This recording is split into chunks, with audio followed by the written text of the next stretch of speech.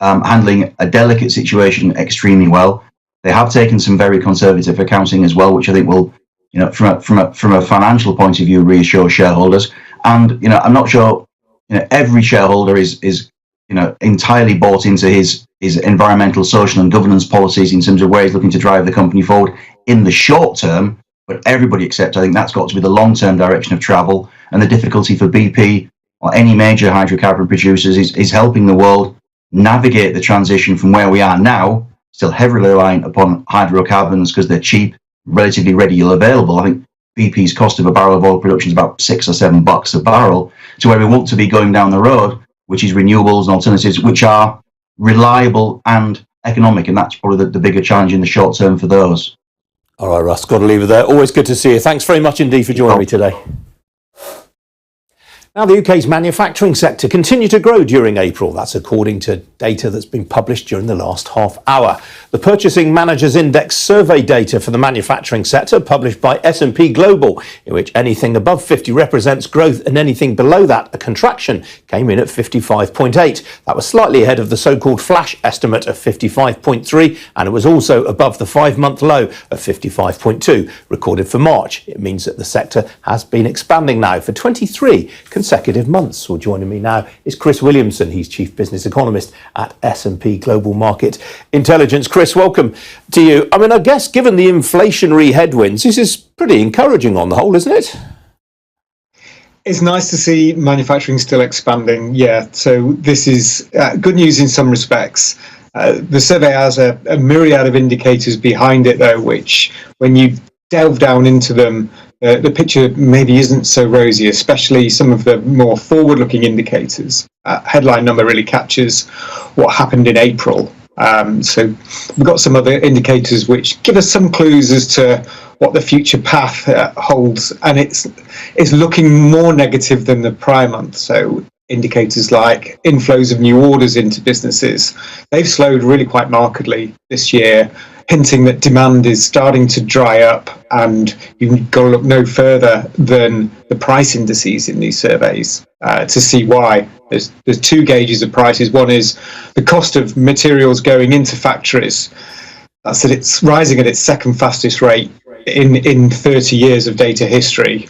And combining that with increased wage pressures companies are reporting is leading to the biggest ever hike in selling prices from factories that we've ever seen in the survey, and that was quite a marked jump from March in April. So it's not just accelerating, but accelerating a lot. So that suggests there's still lots of inflationary pressures in the pipeline that's going to come through and add to the cost of living crisis. Is it possible, Chris, to deduce from the numbers that you've put out today whether companies are actually at the moment succeeding in clawing back all of the extra costs they're facing? There's certainly some margin compression, you'd call it, as they're really trying to find ways to soak up some of these costs internally, so it's not all passed on. After all, highly competitive environment still, and companies really don't want to hike their prices if they can avoid it. But it looks like they've been quite successful so far in hiking prices, which only just now starting to see some resistance really from customers to the price rises emanating in a weakening demand situation. And this is, of course, where we've got to be very careful. The more inflation comes up, the more demand can weaken, and that can turn this nice growth picture into one that's really quite negative. And we saw this, in fact, there's another index in the survey which tracks companies' future output expectations, what they think their own production will be doing in a year's time. And that's down to the lowest that we've really seen in the pandemic period. So it looks like things are taking a turn. Chris, from what you have been saying there, it looks as though the relatively benign picture that we've seen in April is really companies living off orders that they already had in the bank, rather than things not looking so good down the line. That's precisely it. Yeah. So the pandemic itself, as we know, caused huge constraints on companies not being able to make enough to service their customers' needs, and we had these big backlogs of work that accumulated, and they're running through those now. So that's what's supporting current growth. That's what's supporting the jobs growth and so forth. And so that's why this focus on that new orders index, what's coming into the factory this month in terms of new business, new orders placed. And that's really slowed quite markedly. And clearly, there's two things that are linked to that. It's a global situation, which is the Ukraine war and lockdowns in China. So the similar surveys showed a huge plunge in production in mainland China in April, which followed a big decline in March, as well as their zero COVID policy is really constraining output. Now, this is a bigger hit to Chinese production than we saw at the start of the pandemic. So the ramifications of that on global supply chains is really yet to be seen. So that lockdown situation combined with the Ukraine war, which is leading to supply chain issues in Europe in particular, and Germany most notably, is causing more supply delays, more price pressures, and that's hurting globally. But in addition to that, in the UK, companies are also saying that Brexit is an additional factor. It's exacerbating all of those global factors that you've got. It's meaning it's more difficult to find customers abroad and more difficult to ship to those customers in the EU. Carissa, if you would please, on the context for the Eurozone. You've talked a lot about China there. How are Eurozone manufacturers doing compared with the UK? Well, they're faring really quite badly as well, and this is a symptom of their proximity to the war in Ukraine. German production, for example, is now in decline. The auto sector is being hard hit because its supply chains are being squeezed. You've got other pockets of growth. The Netherlands is still doing quite well. Ireland's doing quite well. There's some Brexit benefits to those countries coming through that we're missing out on here. That's helping to support growth there. But the rest of the region, its supply chains are being hit. The demand situation seems to be holding up a bit better in the Eurozone, but it's those additional constraints that are limiting production, especially in Germany. All right, Chris Williamson, good to talk to you this morning. Thank you very much. Thank you. Some other business news for you now. And the rate-setting committee of the US Federal Reserve kicks off its latest two-day meeting today amid expectations that it will raise interest rates by 0.5% tomorrow evening. Well, annual inflation on the Consumer Prices Index measure hit 8.5% in March. That was the highest in more than 40 years, making a rate hike all but certain, with the Fed also expected to announce a reduction in some of the bond holdings that it built up during the pandemic. Meanwhile, the Reserve Bank of Australia overnight raised interest rates from 0.1% to 0.35%. That was the Australian Central Bank's first interest rate rise since November 2010. The convenience store operator McColl's this morning requested a suspension of trading in its shares on the London Stock Exchange. The news comes after the company said it was not going to be in a position to publish its annual results by the end of May, as previously intended. It said the delay reflected the need for conclusion to discussions with key stakeholders around a potential financing solution for the business. Well, shares of McColl's fell by 57% on Monday last week after it warned that it was facing a financial restructuring that was likely to wipe out current shareholders. Card Factory, the UK's biggest specialist retailer of greetings cards and wrapping paper, is back in the black. A pre-tax profit of £11.1 million during the year to the end of January, compared with a loss of £16.4 million during the previous 12 months. Well, Card Factory said its stores were closed for 10 weeks due to lockdowns during the period. That compared with 5 months in the previous year. The company warned that it expected significant inflationary headwinds during the next 12 months and that some of these were being passed on to customers with targeted price increases. The shares, I can tell you, currently up by some 12%. That's being described as the new tech gold rush, the buying of successful Amazon businesses. It's estimated that there are nearly 10 million of these already earning more than $1 million a year around the world. Well, one company looking to buy up many of the biggest earners is Accel. It was founded by a Ukrainian entrepreneur and it's recently raised £170 million in funding, with the former boxer Vladimir Klitschko one of the investors. Well, joining me now is Nick Tuzenko. He's the founder and managing director of Accel Club. Nick, welcome to you. What sort of businesses are you on the hunt for? Hi, and thanks for having me today.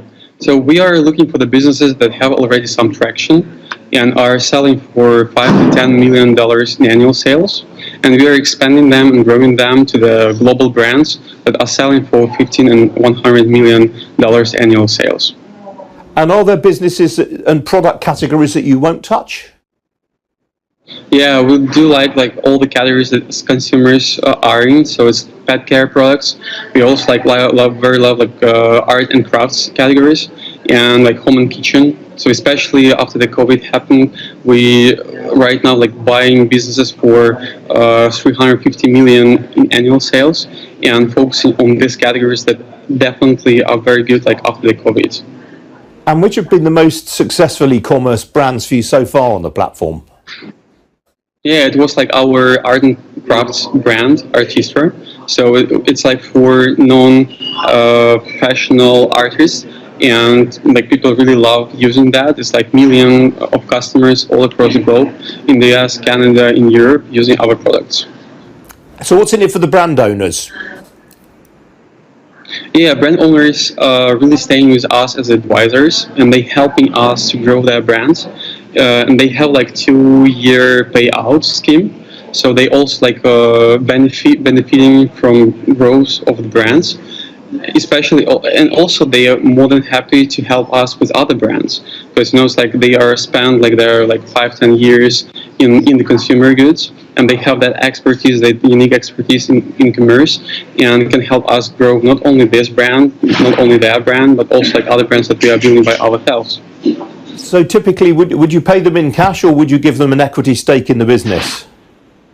Yeah, there's like two parts. The first one is like cash closing. So we are paying like cash. They having like around like 4x multiple to their earnings, and also they having like some stake in the future growth of the business for the next 2 years.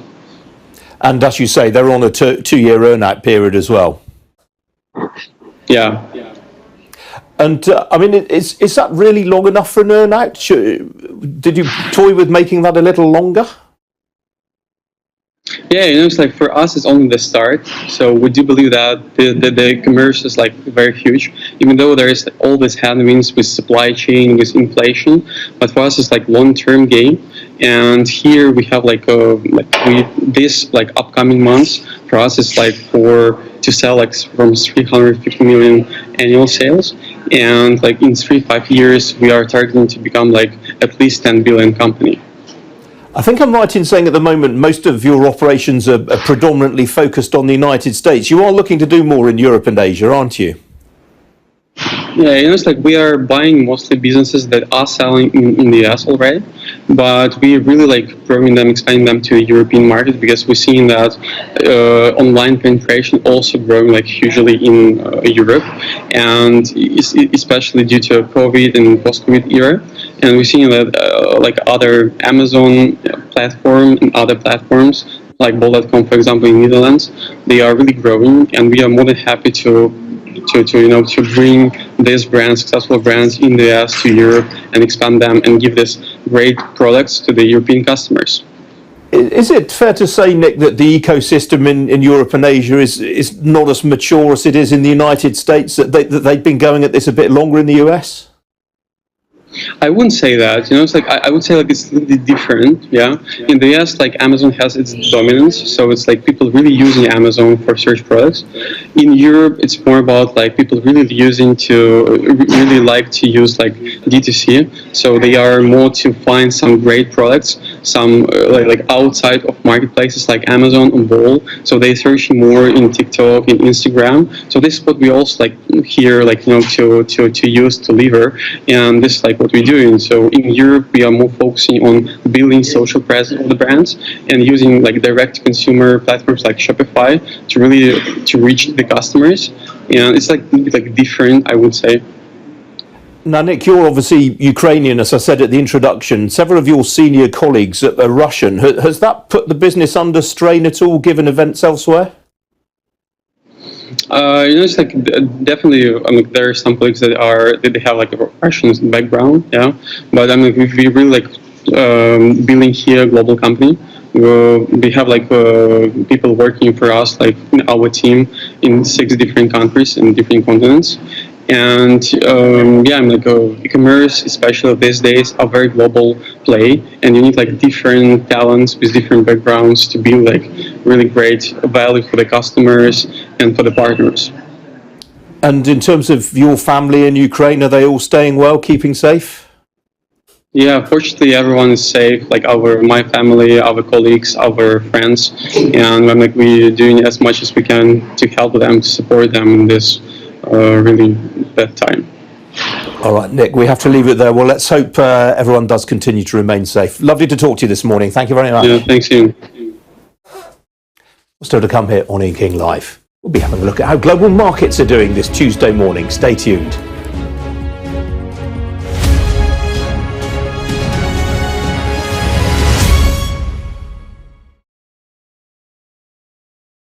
Local matters. Down the local, hanging out with the locals, local parks, local heroes, shop local, local issues, local elections. How will the political parties fare in your local area? Vote 22. Full coverage on Sky News.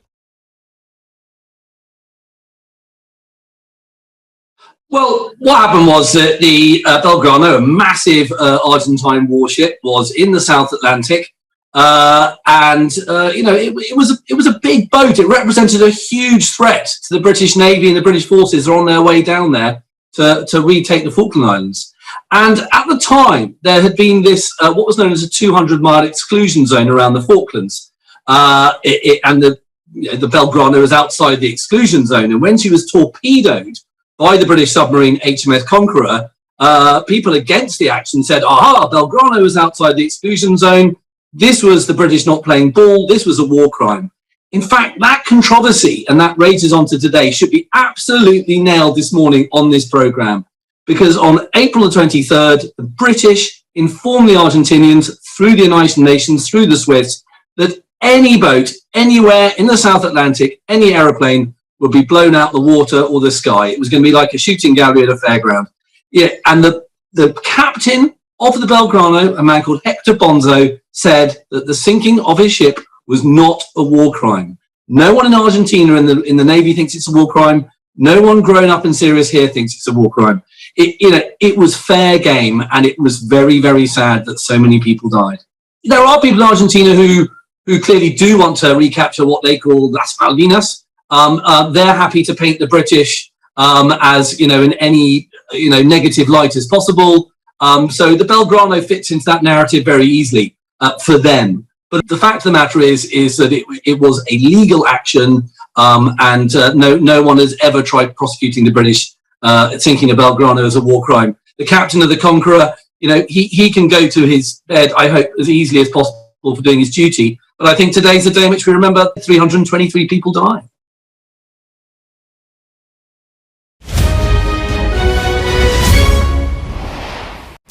Well, stocks in the Asia-Pacific region had a largely negative session overnight ahead of tomorrow's expected interest rate rise from the US Federal Reserve. Shanghai finished higher. Hong Kong was more or less unchanged, but elsewhere there were declines in Tokyo, in Sydney and in Mumbai. Well, in Europe, though, stocks have traded largely to the upside since the opening a couple of hours ago or so. Here's the current picture. All of the main indices between 0.5% and 1% higher. In fact, the IBEX in Spain right now is 1.5% higher. Sentiment lifted in Europe by some positive company results this morning. Among the pick of the bunch was BNP Paribas, the biggest French bank. Its shares currently ahead by nearly 3.5% right now in Paris after better than expected quarterly results. Well, here in London, the FTSE 100 is trading to the downside, currently a third of 1% lower. Some losses in big dollar earners dragging down the index. It's also fair to say the UK playing catch up with some losses yesterday in Europe. London, of course, closed for the bank holiday. Among the leading gainers in percentage terms right now, well, the fund manager M&G is up by some 3.25%. That is after some vague takeover speculation in the weekend press. While HSBC, as you can see, a 0.25% right now. That's after its biggest shareholder, the Chinese insurer Ping An, called at the weekend for a breakup of the lender. Well, among the leading fallers, the warehousing group Segro, which has been a real stock market darling in recent years. The shares there off by some 6%. There looks to be a bit of speculative selling going on there right now. Outside the FTSE, Auction Technology Group is ahead by some 6% on broker comment, while the pharma company Indivior, its shares down 2.5%. That's after results that came out late last week. On the foreign exchange markets, well, the US dollar remains close to a 20-year high against a basket of currencies. As you can see, the pound right now is up a third of 1% against the greenback and up by a similar degree against the euro right now. As for the oil price, well, that continues to trade in a very narrow range. A barrel of Brent crude currently changing hands at $106.43 a barrel. That is down just over 1%. Well, joining me now is James Hughes. He's Chief Markets Analyst at Scope Markets. James, morning to you. I mentioned earlier on the Reserve Bank of Australia raised interest rates overnight. Didn't actually do the Aussie dollar much good. Welcome to Gabby Dave Global. We are a UK-based online e-commerce store, the first of its kind with license to trade in African products. Some of the products are clothing brands and all beauty accessories, hair and beauty brands, natural aphrodisiacs, processed and dried unprocessed food. Our mission at Gabby Dave is to connect African and Caribbean businesses to customers globally. At Gabby Dave, we ensure our sellers get the best deal for their products. We are not just here to help you reach a wider audience. We are also a distribution center to support business growth by fulfilling orders to your customers from our warehouse, making sure customers receive their products on time. We are inviting all Black-owned businesses to trade on our platform because we strongly believe Africans have a unique brand the customer would appreciate globally. So get in touch today and let us make your product and business go far. Here are some of the benefits of using Gabby Dave Global. User-friendly platform, track your shipment, online support, transparent process, multiple SKUs, multiple products, a platform that encourages manufacturers as well as traders. Our marketing and PR interventions amplifies yours. Organized products and categories for easy access and navigation. Access to global community, especially within UK and Europe.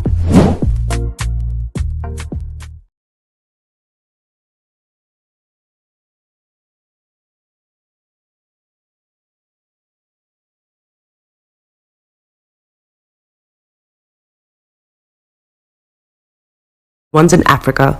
With SendWave, you can send money to Ghana, Nigeria, Kenya, Uganda, and Tanzania. And the best part is, SendWave is absolutely commission-free. Our exchange rates are excellent. You can see for yourself by checking them out on our website. So how do you use SendWave? SendWave is an app that you can download onto your phone from the App Store or Google Play Store. The app is free to download. After downloading it, just open the app and enter your name, email, and phone number. That's it. You're good to go. Make sure you use the promo code SR. S for Starr, R for Radio. This promo code will give you £5 free credit to send to Africa on your first transaction. Your money will be delivered to your recipient within seconds. Feel free to call me on 0749 7377 647 at any time. I'll be happy to tell you all about SendWave and help you in any way I can. Remember to use the promo code SR for £5 free credit. Medasse. Hi everyone, it's your girl BB Clement, the author of How to Go From Employee to Entrepreneur and the host of your weekly business show, BB Means Business, the show where we discuss everything you ever wanted to know about business but you were afraid to ask. How do I start my business? How do I raise the finance? How do I grow my business? Where am I going to find my customers? Join me every Tuesday at 1:30 p.m. on Star Radio UK to get all the information and tips that you need to become a successful entrepreneur and become financially free. Remember, don't let life dictate to you. Rather, put your signature on life.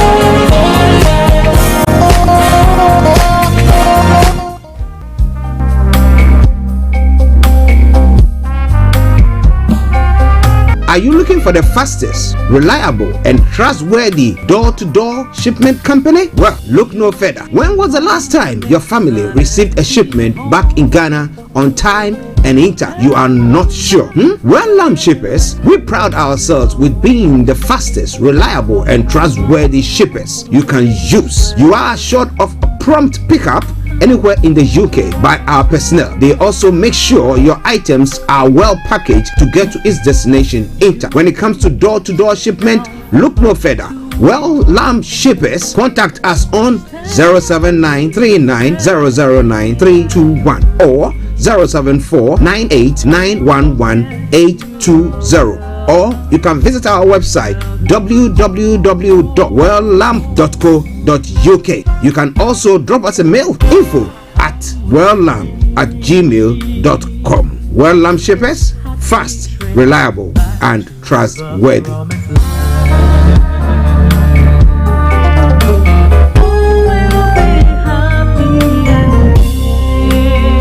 Check me out. He tells me my energy is making him tired. Yes! How do you get the energy to do I've been told that I have a lot of energy, but my goodness, I think today I have met my match people. I have met my match, Miss Suzanne. Wow, amazing. One of the things that's the start of the darkness. Of darkness. So what did that myself and the world will adjust. And 2019, forget the proverbial boardroom. Join me, Simone Frazier, on the CEO, the program that gives you the driving seat over your life. Every Tuesday, 8 p.m. only on Starr Radio. Hi there. Are you dreaming of owning your own house in Ghana? Then you will need a well-documented piece of land that is free from troubles. I highly recommend My Africa Property for any size of land that you will need. With My Africa Property, lands are available in Pram, Sopoli, Tohenia, Ogome, Dodova, Winneba, and many other locations at affordable prices. These locations are about an hour away from the airport, only 35 minutes from the motorway, 10 minutes drive from Central University College, 10 minutes drive to the beach, and close to Pram Senior High School and Ghana Men's Soccer Center of Excellence. For more details, visit our website www.myafricaproperty.com or call our UK office on 0208 123 2523. For our US and Canada offices, call us on +1 585 184 994145. You can also email us at ghana@myafricaproperty.com. Getting onto the property ladder has never been easy until now. Join us this and every Thursday from 7 p.m. to 8:30 p.m. live on the Property Hour Show on Starr Radio UK, where we talk to mortgage brokers, property developers, estate agents, landlord, tenant, property consultants on how to invest or get into the property business and make money. You can't afford to miss this. The Property Hour Show is your best source into the property industry. Tune in to On Point here on Starr Radio UK with Empress Regina every Monday at 5 p.m. GMT. Looking forward to your company. Hi guys, this is your friend Uruj from SendWave. SendWave is a money transfer app that is used by people all over the world to send money to their loved ones in Africa. With SendWave, you can send money to Ghana, Nigeria, Kenya, Uganda, and Tanzania. And the best part is, SendWave is absolutely commission free. Our exchange rates are excellent. You can see for yourself by checking them out on our website. So how do you use SendWave? SendWave is an app that you can download onto your phone from the App Store or Google Play Store. The app is free to download. After downloading it, just open the app and enter your name, email, and phone number. That's it. You're good to go. Make sure you use the promo code SR. S for Star, R for Radio. This promo code will give you £5 free credit to send to Africa on your first transaction. Your money will be delivered to your recipient within seconds. Feel free to call me on 0749 7377 647 at any time. I'll be happy to tell you all about SendWave and help you in any way I can. Remember to use the promo code SR for £5 free credit.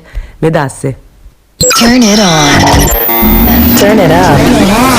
It's your mouth. Bekutu, show them you got the cocoa set. Ladies and gentlemen, it's your boy Harry Song, aka Mr. Songs. This is the King Makeup about for the girls. We're here. This is Starr Radio. We don't go nowhere. UK, London. We they call them London for home. For here, we they call them London. And that's how you know. Just have fun. Hi there. This is CJ Buckman, your life coach. And whenever I'm in London, I listen to Starr Radio UK right here. But guess what? You can listen to wherever you are. The best radio show. Broadcasting worldwide, online 24/7. All around the world. In your car. At work. At home. On your smartphone. This is Starr Radio UK. Are you ready to turn it up? 10, 9, 8, 7, 6, 5, 4, 3, 2, 1.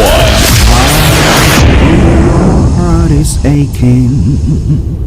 Smile even though it's breaking. When there are clouds in the sky, you get by. If you smile through your fear and sorrow, smile and maybe tomorrow you find that life is still worthwhile. If you just smile.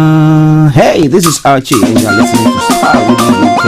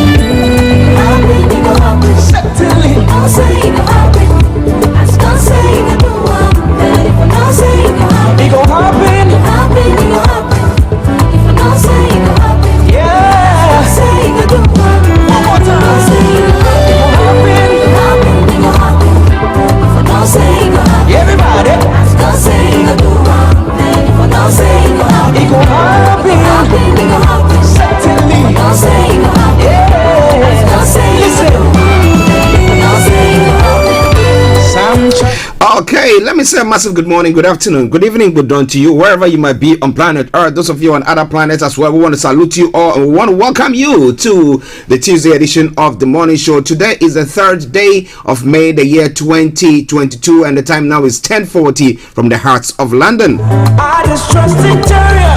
This is Starr Radio UK, and I remain yours sincerely, the one and only. Yeah, this is the morning show with Archie. One more time, hey.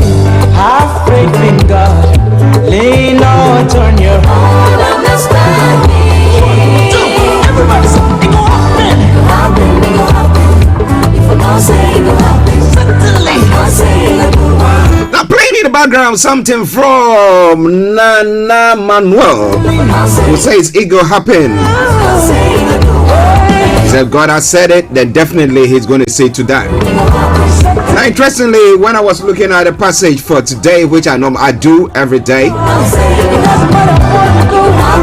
which I will want to share with you, it's quite intriguing, you know.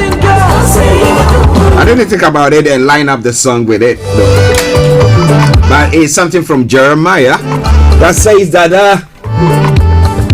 cursed is the man who puts his faith or his help in man. The person who puts his help or faith in a man. Why was he saying that? Because the writer reckons that the flesh will always fail you. But one thing for sure that I want you to understand, if God had said it, God has said that He's going to do something for you, then be rest assured, definitely, some way, somehow, it has happened and it will come. Your turn will also come as well. So on that note, let me say welcome to the program once again. It is Starr Radio UK. It is your favorite African and Caribbean radio station in London. From now until 1 o'clock, I'm going to be your captain. I'm going to make sure I bring you everything that you need to know, from archaeology to zoology, from Accra to Zanzibar. As I say all the time, it's making the headlines. Why not? Why not? I'm going to make sure I touch on it. So once again, welcome to the show. Share the broadcast with your friends and loved ones. Let me say a special good morning to Yaba Edobo Z. Lai Naguru said, I'm listening to you live from Uganda, Kampala. To our team there, Tiso Radio, I want to say massive good morning to you all. And I hope you are all doing very, very good. To our listeners in the eastern part of Africa and on the African continent as a whole, I say happy.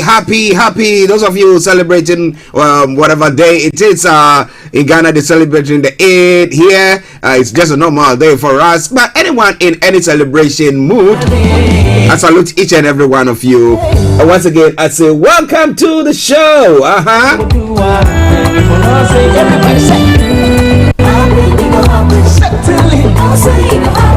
So, as I said earlier on, from now till 1 o'clock, maybe it's the first time of tuning in to listen to us. This is how the program will go. But let me say good morning to my colleagues, Mr. Frank Davis, Mr. Olayomi, Kojo D, our able producer, Mr. Francis Guy, Felix all the way in Aberdeen. I say massive good morning to you, bro. A long time no here. I hope you're doing good. And let me say good morning also to Mr. Kofi Ali Abdul Yakin. Kofi, how are you, sir? To all our listeners, those of you in the Americas, those of you in Europe, those of you in Asia, those of you in Australia, those of you on the African continent, Nigeria, Ghana, South Africa and all, we want to say a massive good morning to you all. It go happen. You for no say it go happen. As God say it go do one. You for no say everybody say it go happen. Certainly, I'll say it go happen. As God say it go do one. But let me say a special happy birthday to two beautiful people, families. Let me call them Pastor Lamte. It's your birthday today. I say massive good morning to you and a happy birthday to you. And Dr. Mrs. Yvette Arthur, I say massive happy birthday to you as well. May God continue to bless you and expand your territory. Now, if you're celebrating your birthday or anything of the sort, and I didn't know and therefore have not acknowledged you, Lean out on your own understanding. I take it again.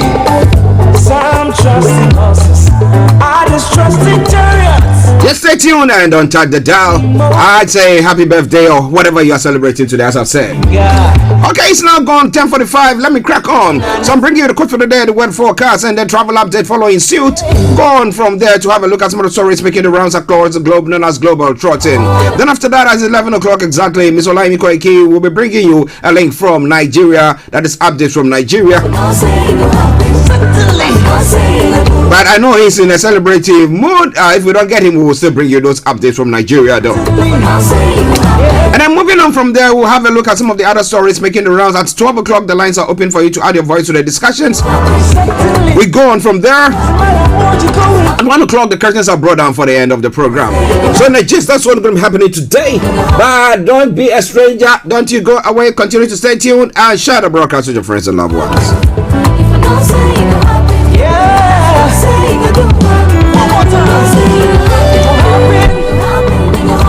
So when it comes to the quote for the day, it says always understand that miracles are not God's original way of operation. Yes, the miracles will come, but God wants you to use the talents that you have, the brains that is giving you and everything to work on things, and then He comes in. As and when there's a need for a miracle, God steps in and turns things around. Okay? Alright then. I know some people will be saying, do you think that is how it works? That is my understanding there from that quote. So wherever you are, that doesn't mean that you have to just stay at home. My head pastor would say, put your hands in your Valentine tie and just sit down and wait that miracles or manna is going to fall in your room. No, it wouldn't happen that way. Okay, let's move on straight to the weather front. On the weather front this morning, yes. This afternoon we'll start largely cloudy with a few light showers as the afternoon progresses. Now, cloud will likely fragment in places to allow for some spells of sunshine. Now, this evening there will be a few cloud breaks, allowing some late evening sunshine in places. It will be largely cloudy. through the night with just a few isolated spots of rain. A mild night expected as well. Top temperature is going to be 15 degrees. The low is going to be 10 degrees. Pollen level is going to be high. UV level is going to be low. Pollution is going to be low. Sunset 2026 and sunrise for tomorrow morning 05:29 hours. And that brings us to the end of the weather forecast for you today for London and the southeast of England. You want to share with us what is happening in your area? Feel free to do so. I'm going to take you straight to the travel update. So stay tuned. Don't you go away. Don't worry. I'll bring you the rest of that music. It go happen. But now, keep your eyes on the roads. Check it out. Keep your eyes on the road. Keep your eyes on the road. This is Starr Radio UK. Okay, so keep your eyes on the roads. Keep your eyes on the roads. So keep enough gated. I promise I'm on the travel this morning. The Northern Line has got path closures, as you know, until mid-May. And then Piccadilly Line has got severe delays between Cockfoxter and Acton Town westbound, only while they fix a signal failure at Green Park. Good service on the rest of the line. All the other lines, good service there. London Overground, TFL Rail, DLR, London Tramley, good service. We're going on straight to the traffic. Yes, the major roads in London. Now, A12 has got closures, A24 closures, A3 closures, A4 closures, Central London Red Roads closures, South Circular A205 closures there as well. But when it comes to A13, there are serious delays. So if you can avoid it, do your best to avoid that. Keep your eyes on the road. I'm moving on to the Woolwich Ferry, to the river bus. Woolwich Ferry is still suspended. So all the others have got good service. Check before you leave. Yeah. Now on the final segment of the travel update, that is the National Rail. The first Trans-Pennine Express has got special service Great Anglia, special service and South Western Railway, minor delays. And let me say, well. Good morning, good afternoon, good evening, good dawn to you, wherever you might be on planet Earth. Enjoy your commute for today, but you know what? Continue to keep those eyes on the road.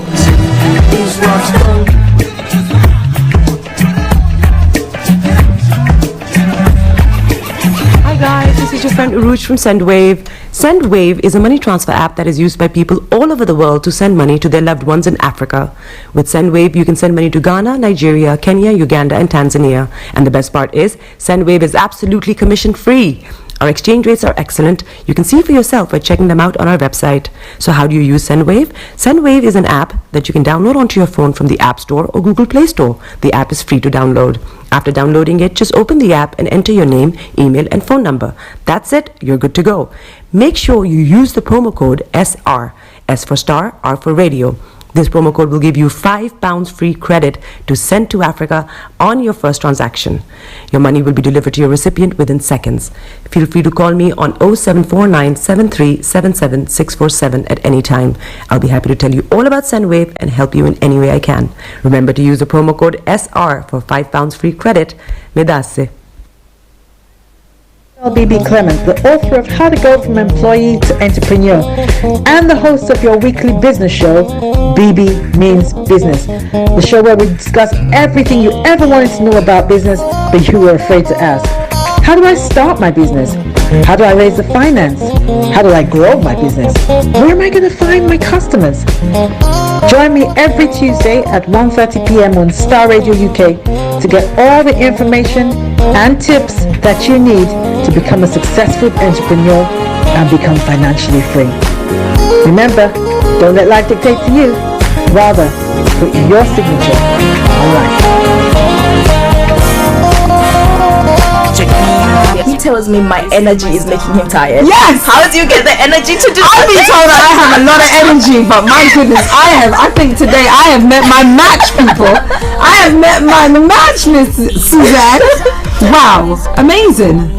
One of the things that's the start of the darkness. Of darkness. So what did that myself and the world will adjust. And 2019, forget the proverbial boardroom. Join me, Simone Frazier, on the CEO, the program that gives you the driving seat over your life. Every Tuesday, 8 p.m. only on Starr Radio.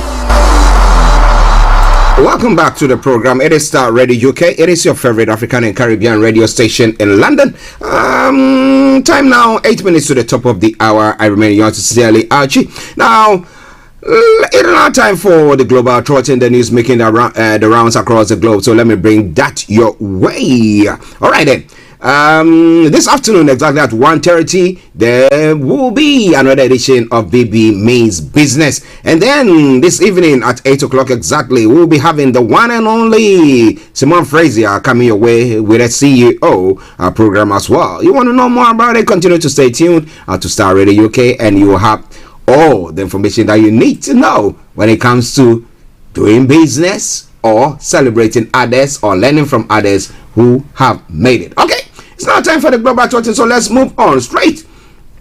Now, when it comes to some of the stories making the rounds, touching from Nigeria, we have the responsibility as government to take care of the citizenry security, but security is everybody's business. If anyone is doing anything wrong, you have the responsibility to report to the nearest authority. He stated, if you keep quiet, you are endangering the peace and tranquility of the country and your family. You allow one little thing to happen and you don't know how it will go. So everyone should see himself or herself as agent of security in this country. He gave the advice shortly after a courtesy visit to the Emir of Kefi, Shehu Chindu Yamuza, at his palace in Kefi local government area of Nasarawa yesterday. And who is that? That is the APC national chairman, who said that now it is the duty of every citizen of that country to actually be policing or be an agent of security. Now, what do you think? Well, that means government has got to a place where they can actually not do anything about anything that happens when it comes to the security of Nigerians. Now, reject mercantile politicians in 2023. The SDP is urging there as well. Less than 220 days for the Nigerian election to take place. As whether that election is going to be taking place or not is another question that people seem to be asking. But we're bringing you more on that. Now, mass gunmen enforcing sit-at-home order, kill 4 in Anambra.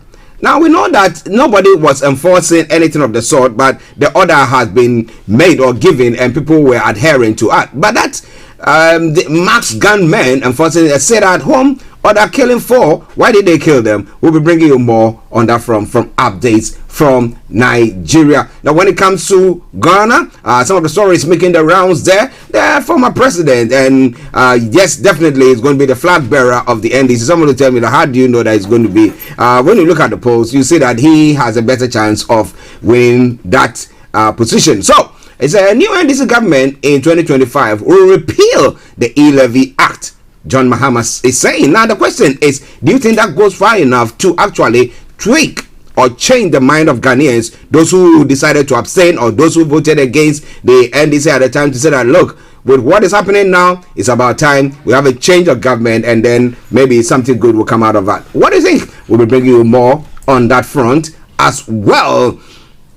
He said this during a speech that he gave yesterday, which we'll be bringing you more on. Now, he says that millions of Ghanaian youth will retire unemployed. How can you be retired unemployed? We'll be bringing you more on that. That means that the status quo is such that whatever is happening, there is no future for Ghanaians as a whole. But we'll be looking into those stories as we continue with the discussions from other parts of the world. Government can't remove tax on petroleum products. That is what the president is saying. President Akufo-Addo says the government cannot remove tax on petroleum products. According to the president, a large volume of the taxes on petroleum products are used to pay salaries of some public sector workers. Now, interestingly, how many public sector workers do we have, and what work are they actually doing? That call it is it 70% of or call it 80% of whatever revenue that is coming from there, saying to pay them? I don't think we have any hope. So let's take it that when this pandemic unfolded, this COVID, assuming you have a pandemic that wipes away, so how will government survive then? Well, no wonder they brought in the E-Levy. But we'll be bringing you more on that front wherever you are. Don't you go away. It is Starr Radio UK. Now, Mali's junta breaks off from defense accords with France.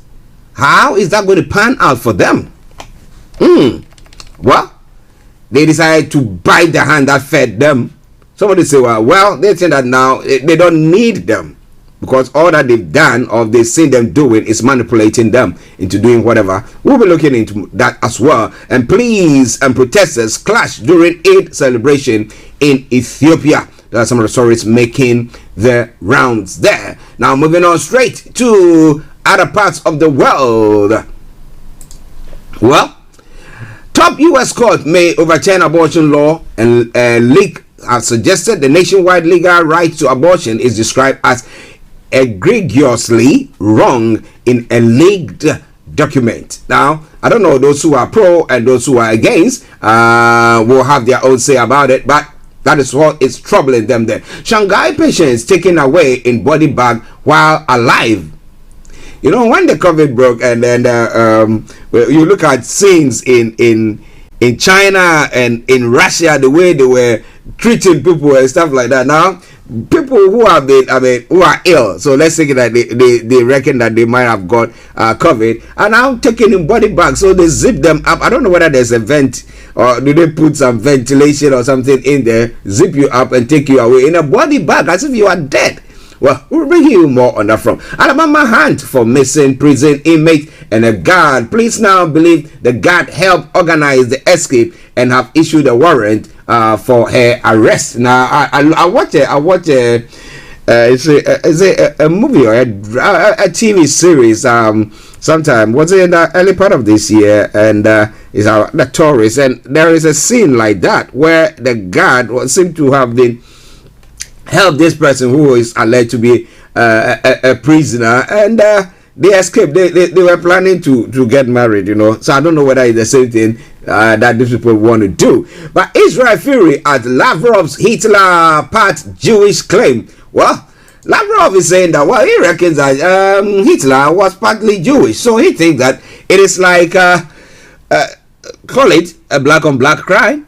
So whoever does the worst to their neighbors are they themselves. So it's not strangers coming in to come and do that. And the Jewish have taken it very, very badly. We're going to bring you more on that front. It is Starr Radio UK. It is your favorite African and Caribbean radio station in London. It's just gone 11 o'clock. Let me bring you some of the stories still making the rounds in Europe as well. Now, 100 stay in Mariupol still works as Russia resumes attacks. Now, some 100 evacuees have escaped the plant. Expected to arrive in Ukrainian territory, but officials say 200 people remain trapped. So, what is going to be the way forward for them there? It's all coming away from Starr Radio UK. Trader made error in flash crash. Citigroup says the benchmark Stockholm OMX 30 share index fell by 8% at one point on Monday morning. That's a huge fall in there. Those are some of the stories there. Moving on straight to the UK before we take a musical break. This is your finest hour. Johnson to tell Ukrainians. Now, I say the Prime Minister will invoke Churchill in a speech to Ukrainian MPs as he pledges £300 million more in military aid. Now, interestingly, Army investigates intruder report at Windsor base. The Queen was not at Windsor Castle when the intruder is reported to have been in nearby barracks. Well, he said that he was a priest. I didn't know whether he had all the credentials to show that. Well, did he have a car? What did, or did he just put on the cassock, or maybe put on the collar, as we call it? I don't know what exactly happened. A cancer patient gives birth to little miracle baby. Interesting. A COVID breach court case wastes of time. A gym boss have said Alex Lowndes is among 23 people who overturned prosecution for gym-related COVID breaches. Remember, during the lockdown, he said, no, he's had enough. He's opening his gym for people to come in and come and exercise. And now, looking at what the Prime Minister did and all that stuff and what was happening in number 10, he will also tell you that he was also trying to protect his business. Because if you look at many businesses that have gone down, it's all pertaining to the lockdown. But what do you think about all that? We're going to take a break, and once we come back, we'll bring you updates from Nigeria. Thank you very much for tuning in. Yes, share the broadcast with your friends and loved ones. It is Starr Radio. You can take a song from Nana Manuel. It's a It Go Happen.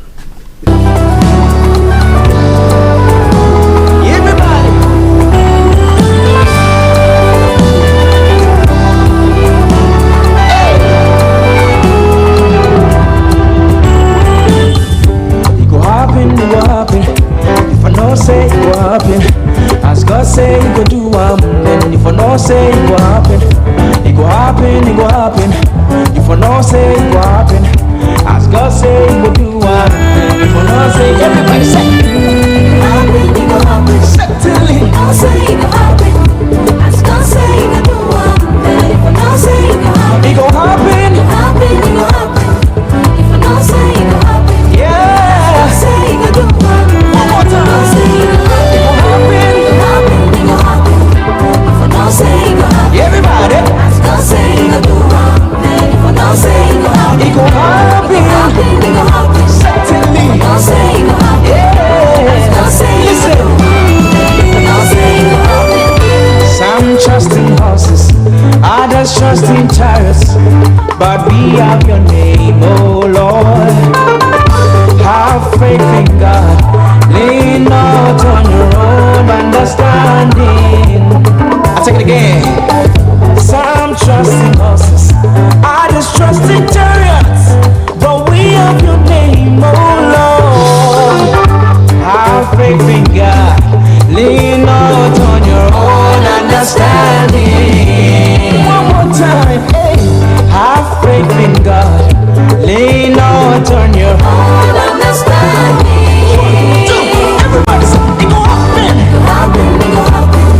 If you don't say it go happen, certainly I don't say it go happen. If you don't say it go happen, it go happen, it go happen, it go happen. Certainly I don't say it go happen. Yeah, I don't say it go happen. If you don't say it go happen, it go happen, it go happen, it go happen. Certainly I don't say it go happen. It doesn't matter what you're going through.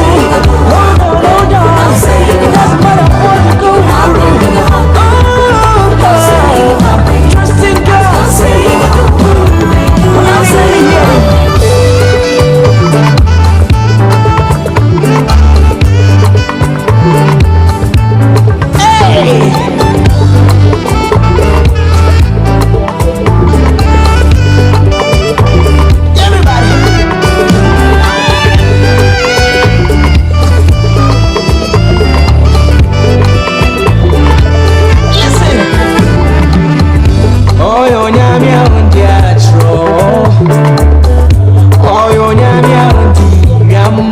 This is Starr Radio UK.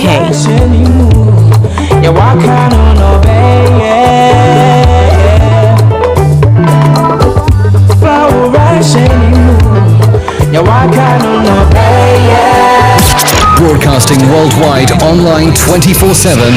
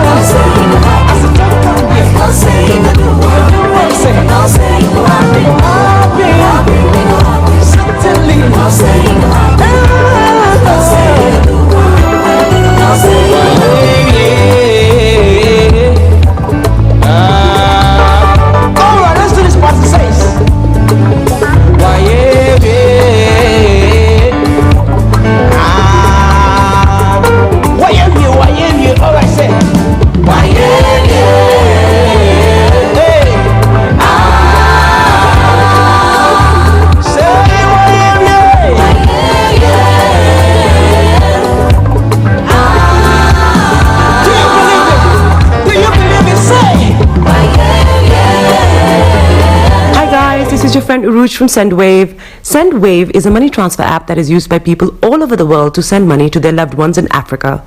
With SendWave, you can send money to Ghana, Nigeria, Kenya, Uganda, and Tanzania. And the best part is, SendWave is absolutely commission-free. Our exchange rates are excellent. You can see for yourself by checking them out on our website. So how do you use SendWave? SendWave is an app that you can download onto your phone from the App Store or Google Play Store. The app is free to download. After downloading it, just open the app and enter your name, email, and phone number. That's it. You're good to go. Make sure you use the promo code SR. S for Star, R for Radio. This promo code will give you £5 free credit to send to Africa on your first transaction. Your money will be delivered to your recipient within seconds. Feel free to call me on 0749 7377 647 at any time. I'll be happy to tell you all about SendWave and help you in any way I can. Remember to use the promo code SR for £5 free credit. Medasse. Hi everyone, it's your girl BB Clement, the author of How to Go From Employee to Entrepreneur and the host of your weekly business show, BB Means Business, the show where we discuss everything you ever wanted to know about business but you were afraid to ask. How do I start my business? How do I raise the finance? How do I grow my business? Where am I going to find my customers? Join me every Tuesday at 1:30 p.m. on Starr Radio UK to get all the information and tips that you need to become a successful entrepreneur and become financially free. Remember, don't let life dictate to you. Rather, put your signature on life.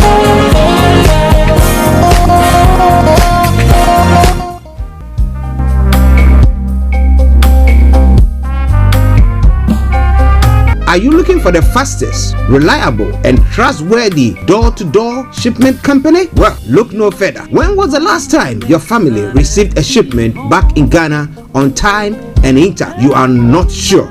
Well, Lamb Shippers, we pride ourselves with being the fastest, reliable, and trustworthy shippers you can use. You are assured of a prompt pickup anywhere in the UK by our personnel. They also make sure your items are well packaged to get to its destination in time. When it comes to door-to-door shipment, look no further.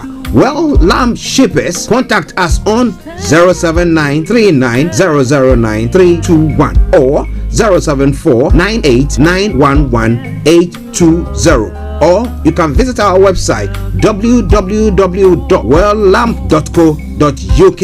You can also drop us a mail, info@welllamp@gmail.com. Well Lamp Shippers, fast, reliable, and trustworthy.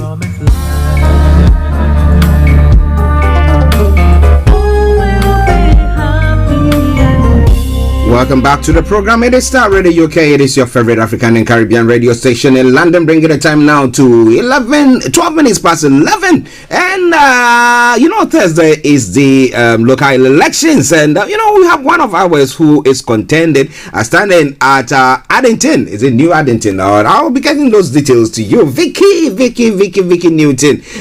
So those of you who are listening to us who live around those catchment area, when you go to the polls, you know who to vote for. look for Vicky Newton standing in for Labour there, representing Labour there, and vote for her. Make sure that, when she comes on the program, you know what she says and how good she is with what she does. And I tell you that she can translate that into the political world, and then I bet you we're going to be seeing great things. So, yes, Vicky, all the best, and to the team there as well, all the crew who are working with her, we say well done. Okay, it is already okay. Now let me go bring you some of the stories or the happenings from Nigeria. As I said, due to the Eid celebrations going on at the moment, Mr. Olayomi is very engrossed in it, having a bit of time with the family as well. So we hope that those of you celebrating the Eid, you are also enjoying. I know Ghana is a bank holiday there today, and then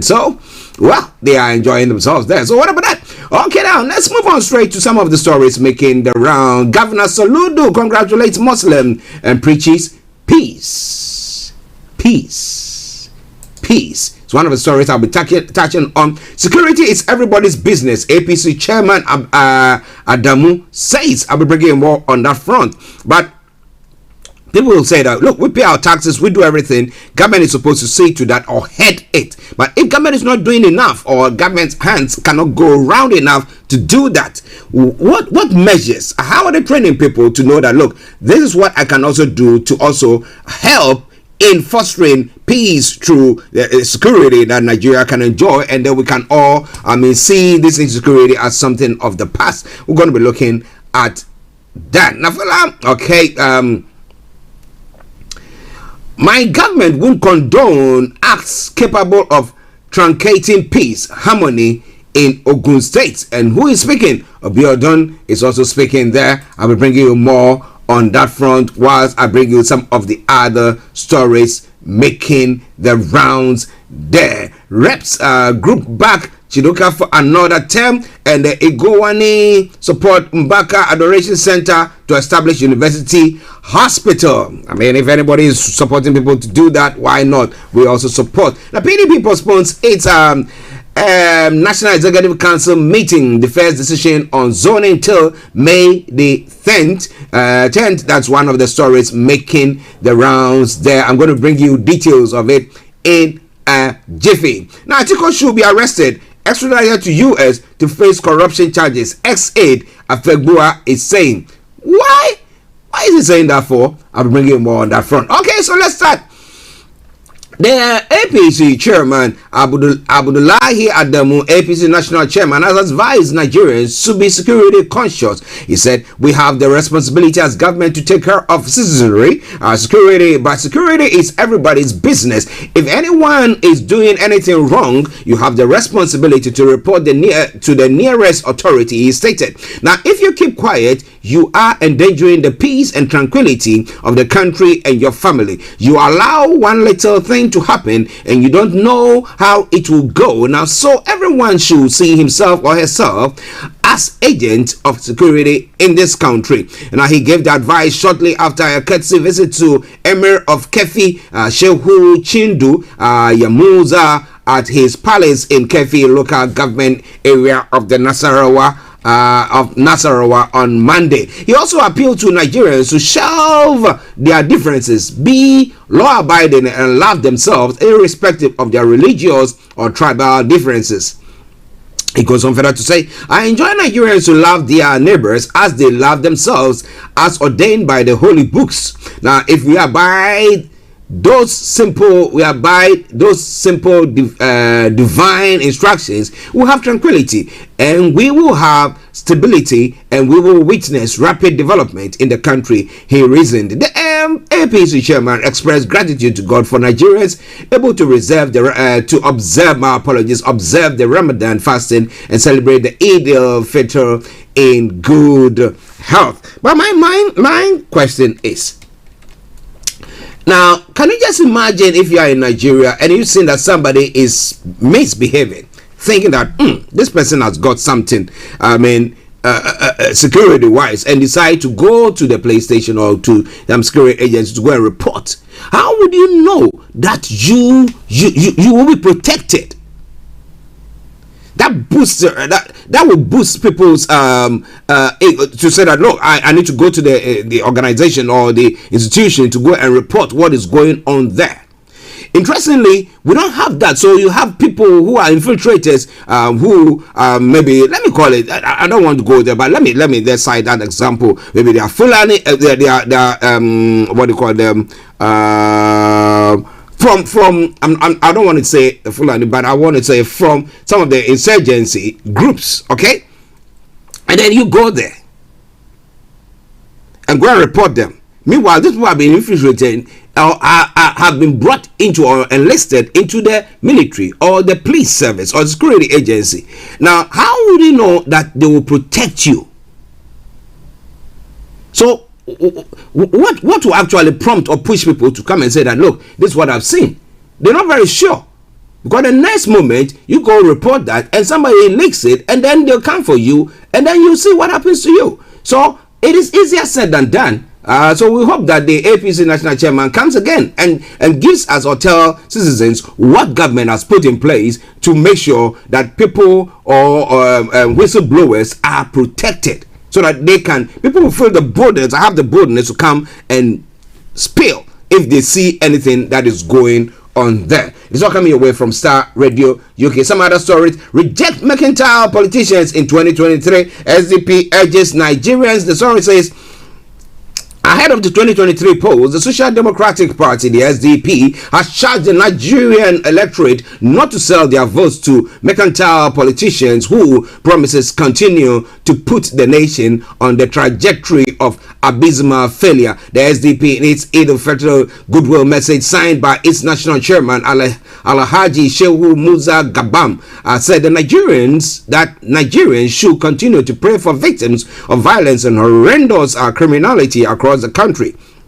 He said, as we proceed in the critical phase of electioneering ahead of 2023, the SDP reminds Nigerians about the power of their votes to decide their destiny. As Nigerians who desire a national retrieval and restoration of the lost glory, we must use our thumbs to rescue ourselves by voting in responsible and committed and patriotic people into the position of authority in the next general election. Now it goes on further to say the party urges the Nigerian electorate not to sell their votes to mercantile politicians who promise to use it to continue on the trajectory of our current abysmal leadership failure as a nation. Nigerians should ask the right questions from the current administrators if our national lives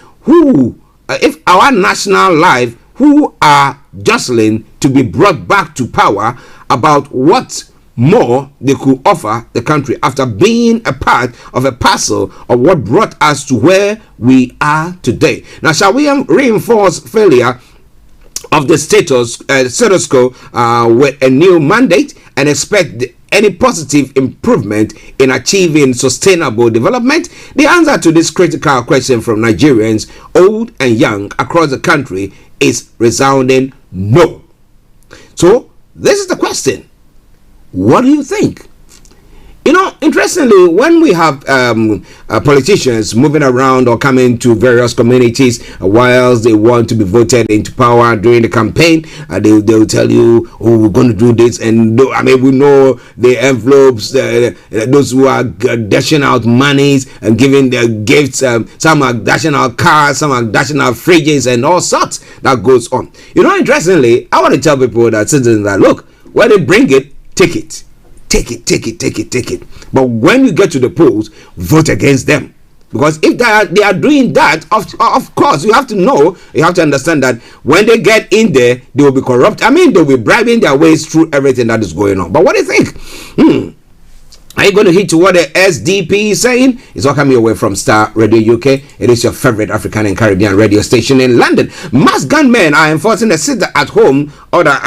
Who were enforcing a sit-at-home order have killed 4 mass gunmen on Monday. Killed 4 persons in Ekowosigu and Niue, South local government areas of Anambra State. Sahara reporters have gathered. The gunmen were said to be enforcing the suspended Monday sit-at-home order of the indigenous people of Biafra. Now, 2 of their victims were killed in Imuhu village, Okpo, in Niue South, while the 2 others were murdered along the Oji Road beside St. Mary's Church, Ozugbolu, in the Ekwozigo LGA local government area. The latest development comes a few days after the AM Linus, a sergeant first class in the army, and his lance corporal's wife were shot and beheaded in Imo. Now, the indigenous people of Biafra has been linked to the deadly attack in the region, but the group has repeatedly denied its involvement in the attacks. The leadership of the group, the leader of the group, Nnamdi Kanu, is currently detained in Abuja, where he is facing trial for treason. But my question is, in a particular area where now they are accusing the Igbos or the IPOB, okay, let me put it the right way, the IPOB of perpetrating such ill in the community or on the community. Now, how can they distance themselves from such ill? Because they are saying, we didn't do it, so who did it? Can they find out who actually undertook that barbaric attack on innocent people? I mean, assuming somebody is ill, though you were saying it's a sit down, they are not going to work, but they need to maybe go get some medicine or something of the sort, or may have to go to the hospital. What happens on that front? Or is it that on that Monday, on those Mondays, people, hospitals are not attended to? I mean, doctors don't work, or I mean, virtually nobody goes nowhere. Is that what is happening? Well, I want to know more about that. It is Starr Radio UK, your favorite African and Caribbean radio station in London. I'll be bringing Mr. Frank Davis to you in a moment. My government won't condone acts capable of truncating peace, harmony in Ogun. Abiodun is saying. Who is Abiodun? The Ogun State Governor Dapo Abiodun says his administration will not condone any act of indiscipline and criminality capable of truncating the peace being enjoyed by the residents of the state. Abiodun gave this position while hosting a reception for members of the Ogun State League of Imams and Alphas, led by the Chief Imam of Egbaland, Sheikh Sandala Bambola, to commemorate the Eid al-Fitr celebration at the Presidential Lodge in Abeokuta. The governor, who while explaining that the state government had invested heavily in the security architecture towards providing adequate security for investors, warned that any form of criminality from any quarter will be treated as an act of sabotage. He urged parents and guardians to train their children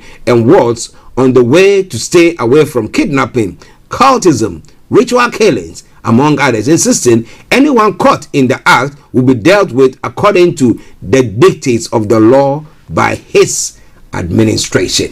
So coming away from Starr Radio UK, it is your favorite African and Caribbean radio station in London. And as I said, I've got Mr. Frank Davis in the house. Let me say a massive good morning to you, Frank. Archie, good morning. Good morning to our listeners, our viewers. You said something, let me start with that. You said to whom much is given, much is expected. To politicians, a lot of taxpayers has been given. Much is expected, but so they should take the taxpayers should take the money from them, they bring it. But vote against them. They've taken a lot of the taxpayers' money. Yeah. So when they come with the money, we have to take it. Just take it. When you go to the post, you go and vote against them as well. It's a simple principle. To whom much is given, much is expected. We've given you a lot of taxpayers' money. Why don't you take from them? Take from them. How was your weekend? Was good. Yeah. Great. Okay, just a quick one. Pertaining to the Nigerian story that is happening. You look at the insecurity that seems to be going on. I mean, politicians will say whatever, but one politician has made a statement, and that is the chairman of the APC, and he's saying that the citizens should now take virtually the security into their hands, and when you see that somebody is doing something that is bad, but my question, what worries me here is that now here in this particular part of the world, now if somebody goes to report that I suspect something of that sort, they will not reveal your identity, that this person, or from time to time we do have snakes in there, but you will not see something of the sort happening. But in a country where we know Boko Haram insurgents have been enlisted into the security apparatus itself, infiltration and stuff like that. Yeah. So what confidence would you have, or citizens have, to say, oh, I've seen that Frank is doing this and I'm reporting that person? And if you report, what action are they going to be taking? Are you getting me? Look, we're not supposed to take the security into our own hands, especially when it comes to fighting Boko Haram. But that's what Nigerians have done over the years. Rightly or wrongly, I mean, they've been exposed. And a lot of them that have endured that, the state has not acted, promptly to protect a lot of them. So at the end of the day, in Nigeria, the security of the people have been something that has been left to them for a long period of time. Because government itself has demonstrated that, look, they cannot protect the people, and they failed. And that's exactly over the years. That is so. It is not now that they're going to tell us, oh, citizens, take the security of the state, unless you are telling us it's going to get worse, of which we know it's going to get worse. We should not be hearing from the governor of the state. The government has put measures in place, or is putting measures in place to ensure that the headache you've gone through, the security vulnerability that has visited you over this time, with actually arresting the situation, and it's going to be now. And if I don't improve your lots, if I do not improve the security situation, vote me out. Those are the kind of statements we want to be hearing from the some of the security, our governors and other things. They should be linking their office to the discharge of their duties. That if you have been voted into power, you are a governor, and you are telling the people that they should take the issue of security in their own hands, that means, what is your responsibility as a governor of that state? You should be resigning and saying, look, you elected me to be able to protect you. You elected me to be able to govern support, to work with the federal government, to be able to bring a bit of peace, a bit of relief. But I have been voted, and I can see that your life is going worse. Security wise, you'll be coming, and if within the next 100 days I do not improve the situation, I will resign. Archie, last week someone caught or watching pornography. He admitted that the first time he was looking for something and he accidentally chanced on it. That can be excused. But for him to go back to watch it again, that cannot be excused. So on that basis alone, he said, look, he has let himself down. He has embarrassed his family, embarrassed his constituency, and therefore, morally, ethically, he is not fit to continue to hold himself as the MP. These are the kind of people, actually, if you ask me today, who will I vote for? If he comes to stand, irrespective of which party he comes from, I'll vote for him. Because he has demonstrated that he's a man of integrity. Where he goes wrong, he admits it. Where he gets it wrong, he says, I got it wrong. People do not admit. This governor should be ashamed of himself. He's a chairman. The chairman of the APC, the national chairman of the APC. He should be ashamed of himself. He should be very much ashamed of himself, because he's more of a cabinet minister. He's more of a cabinet. And actually, there's one thing that I don't understand. We're going to move away from that. And we have to, as citizens of Africa, start asking our question, why is politics so much of a battle in Africa? Look, Archie, on Thursday in this country, we have a major election. How many billboards have you seen? How many rallies have you seen? None. Have you seen fixed fighting? No. If I show you videos of constituency election organized by MPP over the weekend, you will marvel. And you ask yourself, what at all? We're in 2020. We started talking about 2023 election of Nigeria from the very day Buhari was elected. Are you getting me? In Ghana, 2024 before election, campaign is already. So we spend most of our time campaigning, and not delivering for the people. And you know what hurts me is the citizens. I mean, I'm looking at them as they are the ones, they are siphoning the monies from, they make you work and you go and pay whatever loans and all that stuff. But I'm asking, when will we get to a place where we become conscientized that when they come or we are going to the polls, I don't give a monkey's what. I'm looking at the policy and I'm looking at whether when you were in power you were able to deliver, and I vote according to that. Actually, and this is where you see both Quran and Bible. When we say the prayer makes way for everything. I don't think that prayer is always true. It brings blessings, but those blessings must be empowered, or you must use those blessings because your health is a blessing. Mental health is a blessing.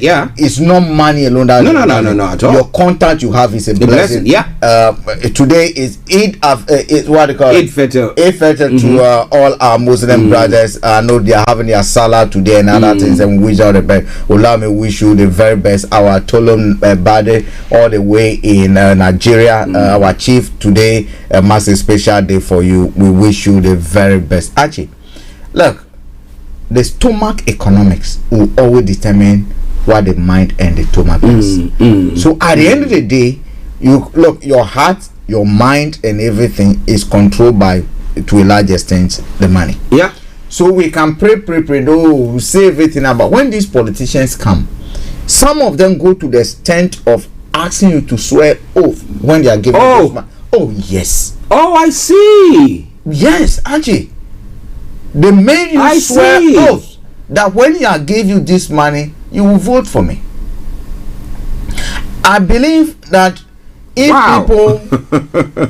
we go to a place where people will not decide, okay, look, we have been to our Soma Gate, what they call palliative and other things, and voted for politicians, and it's like a cycle. Whatever they give us can only last us for 1 day or 2 days, and then we endure that hardship, that poverty for 4 years. And then they come back to parade themselves as saviors and angels, and then we receive the patent from them, and then that cycle continues. We need people who within the community must stand up to begin to speak and show the people that we cannot rely on these people like this again.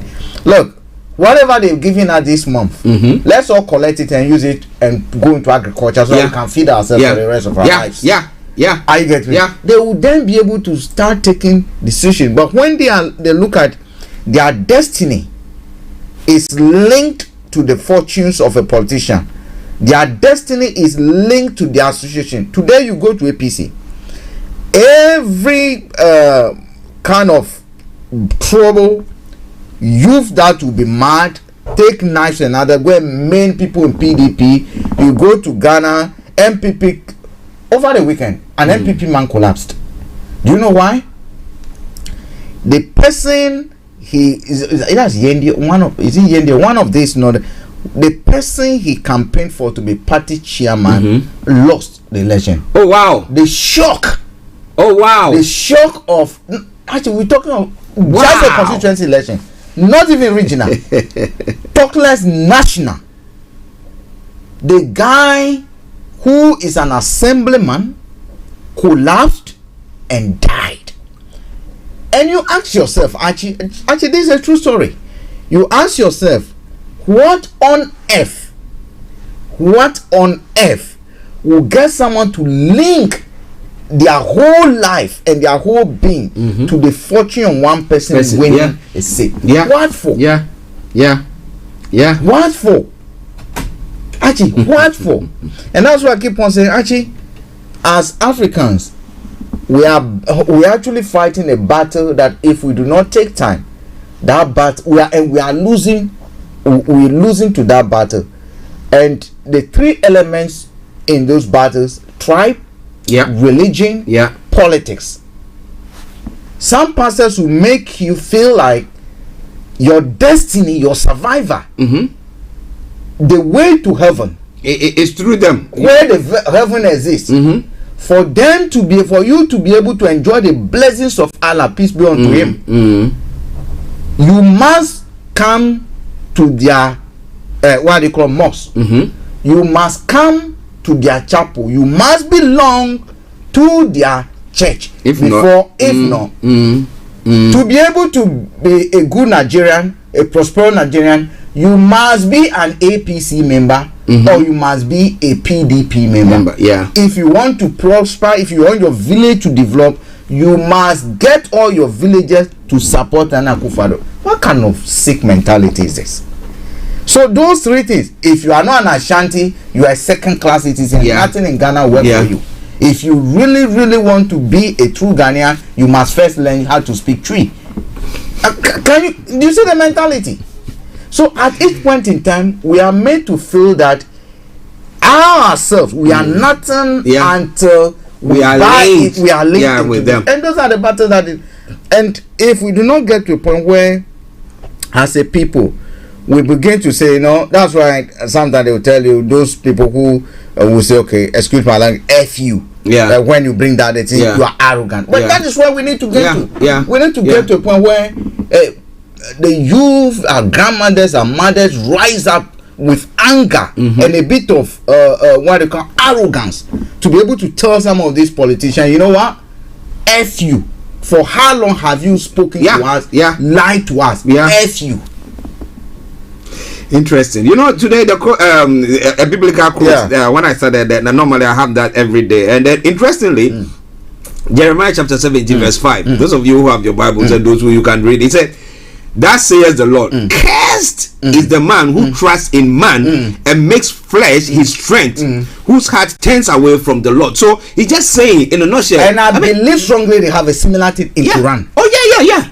They have a similar thing there. So why then do we leave all that and trust in politicians? Put up somebody, it should be, if not Mahama, then I am doomed. If not Akufo-Addo. So basically, actually, that's the problem. Those are some of the problems we have. And that's why politicians, cleverly enough, have also seen those vulnerabilities amongst us. Poverty has even exacerbated that vulnerability. And therefore, we are at their mercy. When they flick their fingers, we run. Let go. Our master heaven is going to burn. Sometimes we even go empty pocket. We use our own money to go travel there to go and do. It's sickening. Now there is one party in Nigeria, they call them the SDP. Their logo is a horse, and they are saying that, look, forget about this too. I'm just assuming that they are ones who have sat back and see everything that is going on, and like we take somebody like Sowore and sees the evil that is going on, and they think that they can turn things around. Now, how do we get parties like that? Okay, to come into power? Because what is happening, if you come to these two, APC, PDP, NPP, NDC, you see that it's just pam pum always. Actually, it has to be for me, it has to take the masses, you and I, Kofi Ali, Olayomi, everyone, those of us who complain, and citizens who are not benefiting and reaping the fruits of their continuous suffering for this political party, to realize that, look, the alternative can be good. And I am saying that the leaders of those alternatives cannot also be seen as doing the same thing that, or saying the same thing, speaking the same tongues, speaking the same language that did not bring us a bit of relief. We need to be able to get the people involved, show the people to take their destiny into their own hands.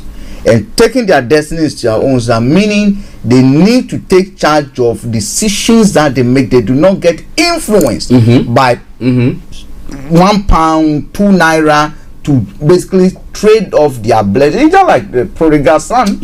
A little thing, temptation and nothing.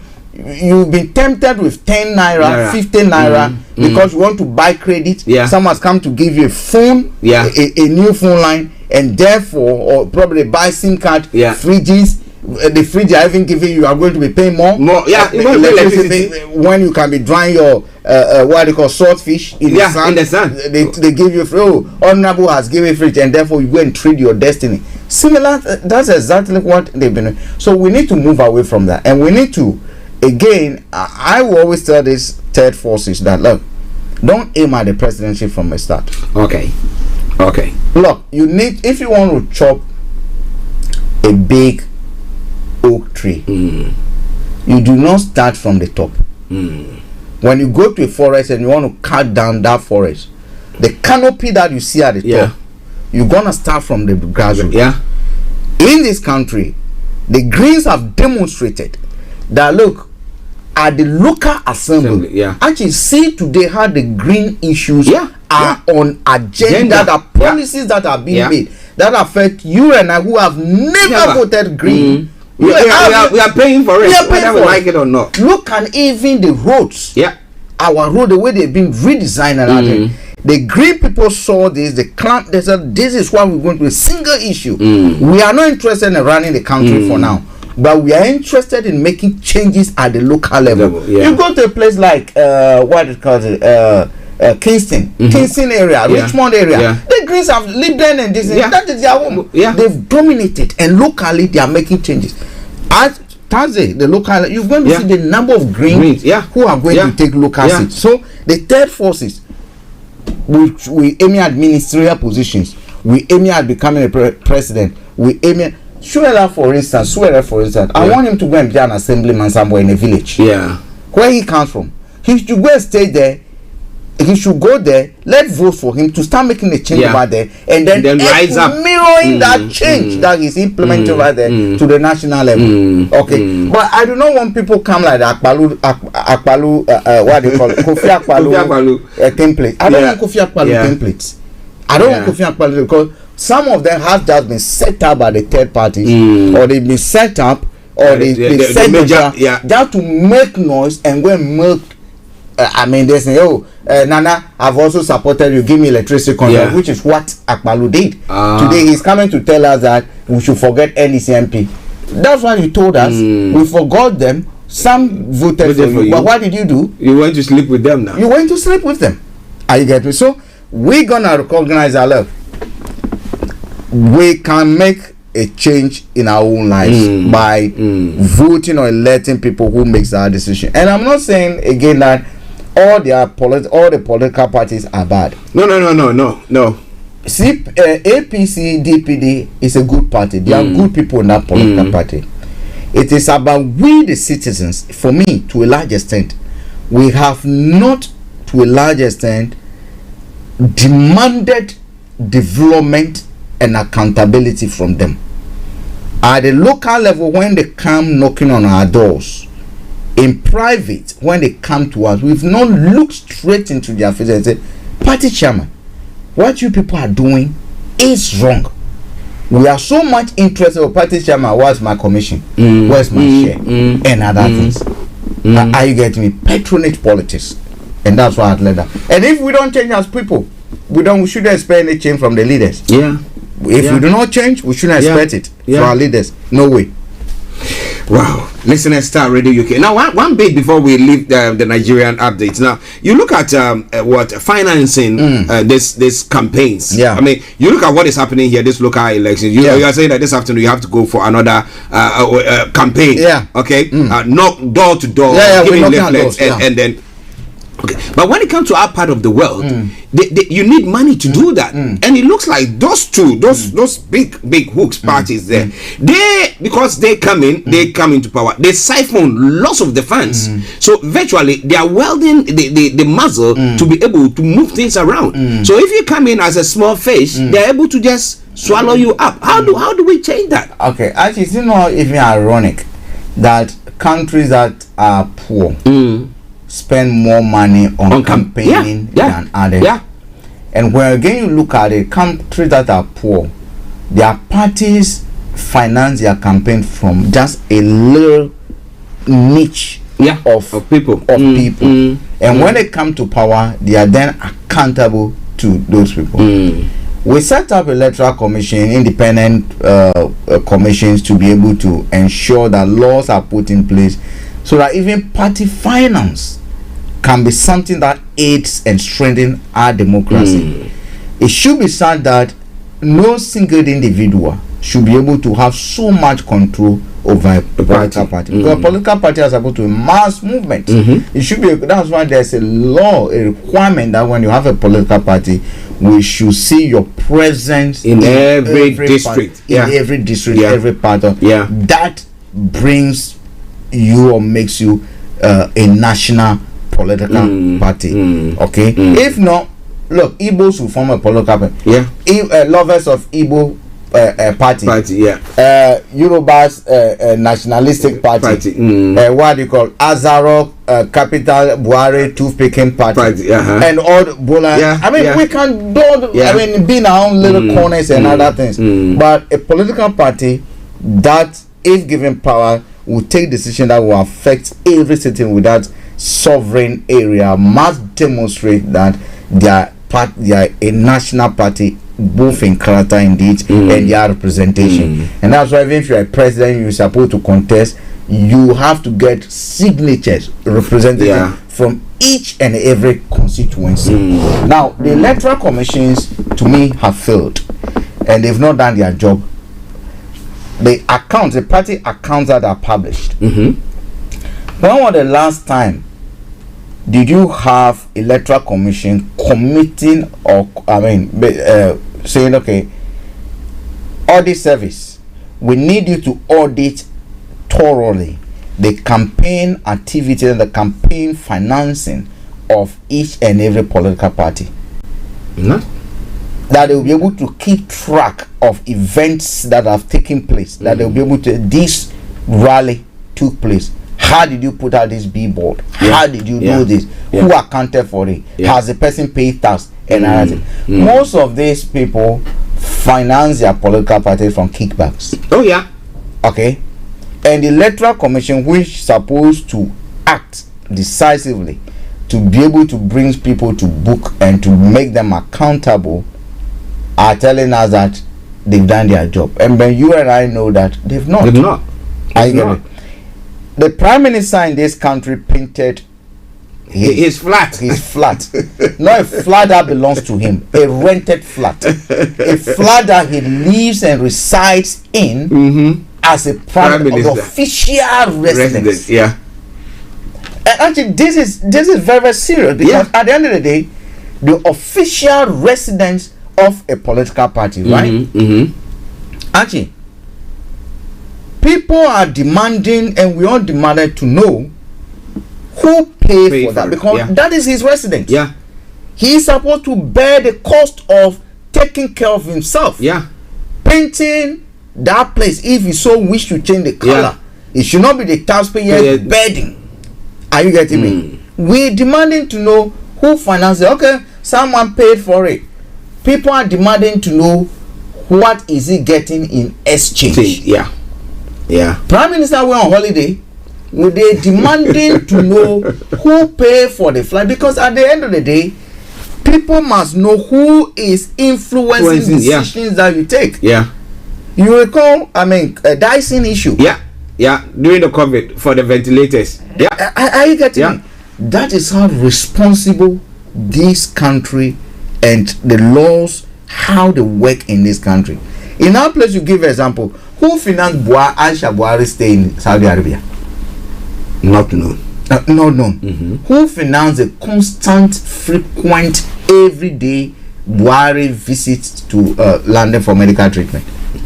Unknown. Okay, who financed Akufo-Addo bathing in the sky? Unknown. Taxpayers. Actually, before we go, I'm going to send you a video.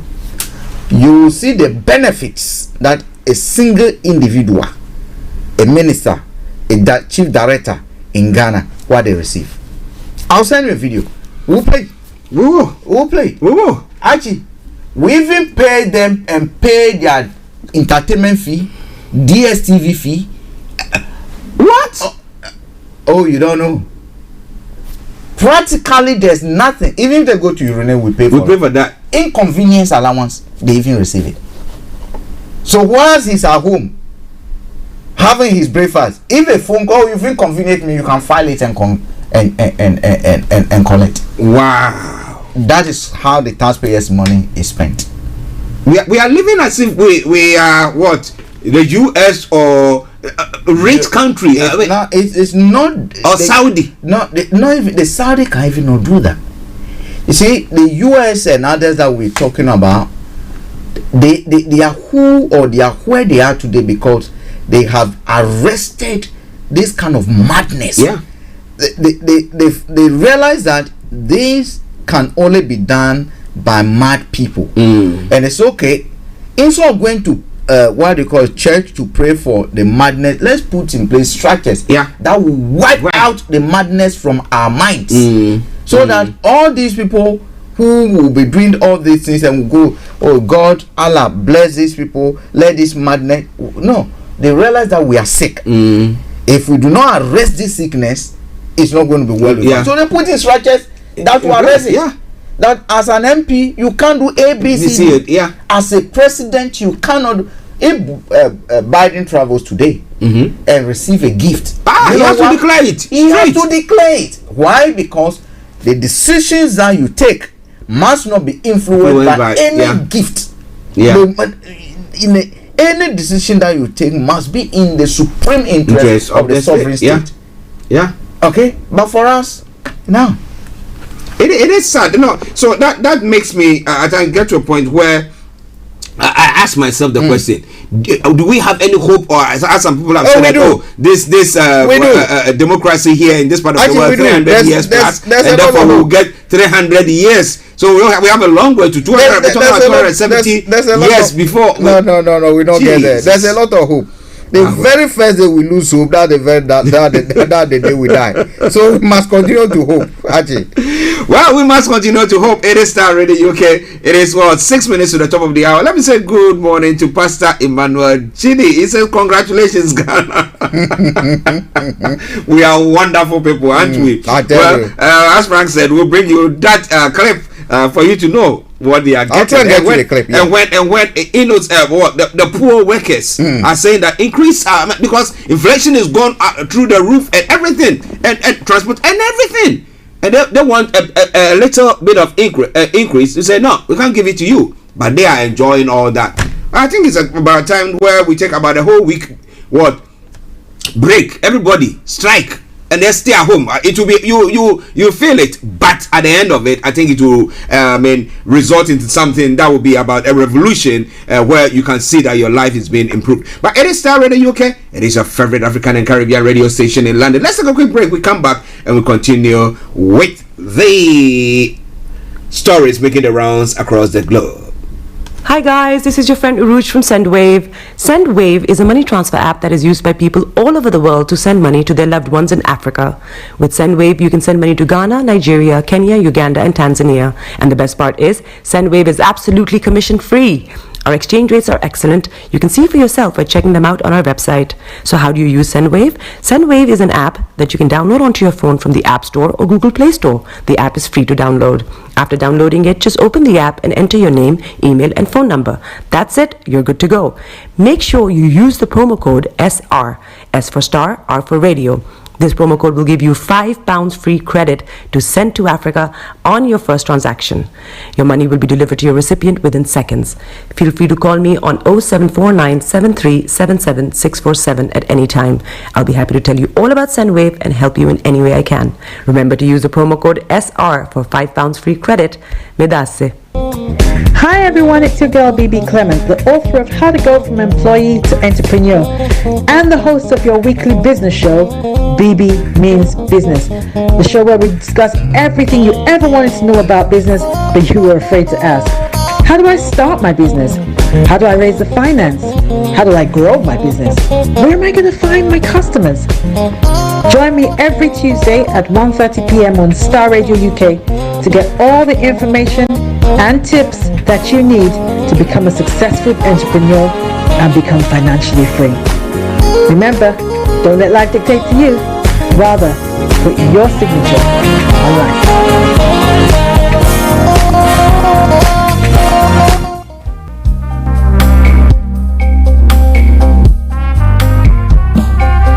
Are you looking for the fastest, reliable, and trustworthy door-to-door shipment company? Well, look no further. When was the last time your family received a shipment back in Ghana on time and in time? You are not sure? Well, Lamb Shippers, we pride ourselves with being the fastest, reliable, and trustworthy shippers you can use. You are assured of a prompt pickup anywhere in the UK by our personnel. They also make sure your items are well packaged to get to its destination in time. When it comes to door-to-door shipment, look no further. Well, Lamb Shippers, contact us on 07939009321 or 074 98911 or you can visit our website www.welllamp.co.uk. You can also drop us a mail, info@welllamp@gmail.com. Well Lamp Shippers, fast, reliable, and trustworthy.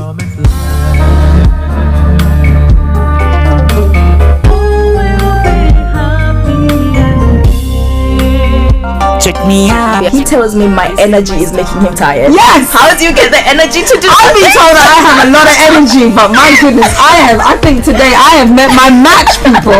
I have met my match, Miss Suzanne. Wow, amazing.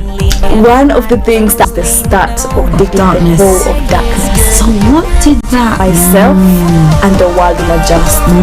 And 2019, forget the proverbial boardroom. Join me, Simone Frazier, on the CEO, the program that gives you the driving seat over your life. Every Tuesday, 8 p.m. only on Starr Radio. Hi there. Are you dreaming of owning your own house in Ghana? Then you will need a well-documented piece of land that is free from troubles. I highly recommend My Africa Property for any size of land that you will need. With My Africa Property, lands are available in Pram, Sopoli, Tohenia, Ogome, Dodova, Winneba, and many other locations at affordable prices. These locations are about an hour away from the airport, only 35 minutes from the motorway, 10 minutes drive from Central University College, 10 minutes drive to the beach, and close to Pram Senior High School and Ghana Men's Soccer Center of Excellence. For more details, visit our website www.myafricaproperty.com or call our UK office on 0208 123 2523. For our US and Canada offices, call us on +1 585 184 994145. You can also email us at ghana@myafricaproperty.com. Welcome back to the program. It is Starr Radio UK, your favorite African and Caribbean radio station in London. Bringing the time now to tick tock. How many seconds? About 18 seconds to 12. And so let me announce the lines open and then we go on from there. Interestingly, when you come on, you can just make your take or bring your take on whatever issue that has been discussed so far. And then we just move on from there. Quick. And then we'll be able to touch on all the other stories making the rounds. But shortly I'm going to get you that video telling about the benefits that Ghanaians what is it, government of Ghana is just making money for themselves. And we're talking about the fact that look, how many workers or how many of our citizens will be even able to say that well they can boast of having enough to have a 3 square meal a day. But we have people who are, taking all the taxes. People talked about government reducing the taxes when it comes to petroleum, and government said, no, you know what, we cannot reduce that at all because that's what we used to pay government employees. And you ask yourself the question, so are we all just working so that we can give it to you to pay yourself and then we go hungry or what? So we'll be coming to that in a moment. But the lines are open. It is 0208-133-2257 or 580208-133-2257 or 58. If you are in the US, Caribbean or Canada, these are the numbers for you.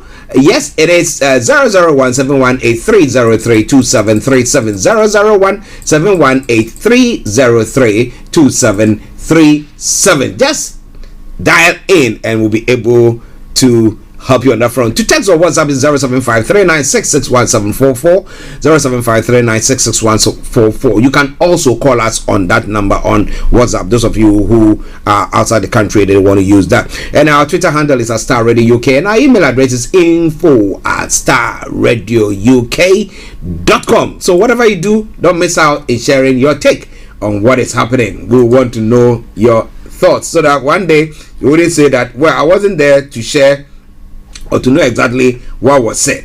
Well, it is Starr Radio UK. It is your favorite African and Caribbean radio station in London. With me in the studio, Mr. Frank Davis. I'm Archie. Before we proceed to some of the stories that's making the rounds in Ghana, because I'm going to be touching on some of the stories. The president was told, the government have been told that, look, we are suffering. So reduce the tax on petroleum. Government says no, because that's the money that we use in paying government workers. Now, what percentage of that money goes to the top creme de la creme? What percentage goes to them? Let's have a listen to this video, and then we'll continue with the conversation. Stay tuned. Don't you go away. And then when you hear the allowances that these officials are getting in Ghana, oh, your stomach will turn. The medical care is provided for the person and their spouse and children of up to 21. They can get it abroad. Often that's where they get it. Even replacement of your lens if you are a user of spectacles. Inconvenience allowance, 500 Ghana cedis per day. Inconvenience allowance. I don't get it. Ghanaian officials, your life must be very, very tough. What is it that is hard in your life that you are getting allowance for? One top of the range multimedia laptop computer of your choice and accessories. The official saloon vehicle. You have end of service benefits. You get 4 months gross salary. These people are just using grammar to deceive people. Hardship allowance, inconvenience allowance. And of course, they are getting travel allowance. They are getting vacation allowance. They are getting treatment allowance to be treated abroad, including their wives, their children, every member of their family, until the children get to 21. They have security guard. You get official vehicle. You have a vehicle loan option for you. You have executive saloon card to use. You have repayment of cost of vehicle loan. There's a provision of a driver and clothing allowance. They're getting all of that. But on top of that, they're also getting entertainment allowance. Special allowance also. Household allowance. You have utility subsidy. You have responsibility allowance. You have entertainment allowance. Now you would think that is it, but on top of entertainment allowance, they are getting cable money. They are getting money for DSTV. You have satellite TV connection monthly subscription. So if you use DSTV, you don't pay it on your own. You have the benefit of a housing loan. You have a home enhancement loan. You have foreign travel per diem. And that is just to name a few. And on top of all of these allowances, they are getting salary. So please tell me, what are these people spending money on? Because it looks like all their expenses have been what? Covered by all these crazy allowances. So what exactly are they spending their salary on, which they now increase by what? 70%. And you Ghanaians. Say by now. As in we. I'm telling you in English, I'm telling you in Chile, I'm telling you in all these languages. Why do you guys not have the fear of God?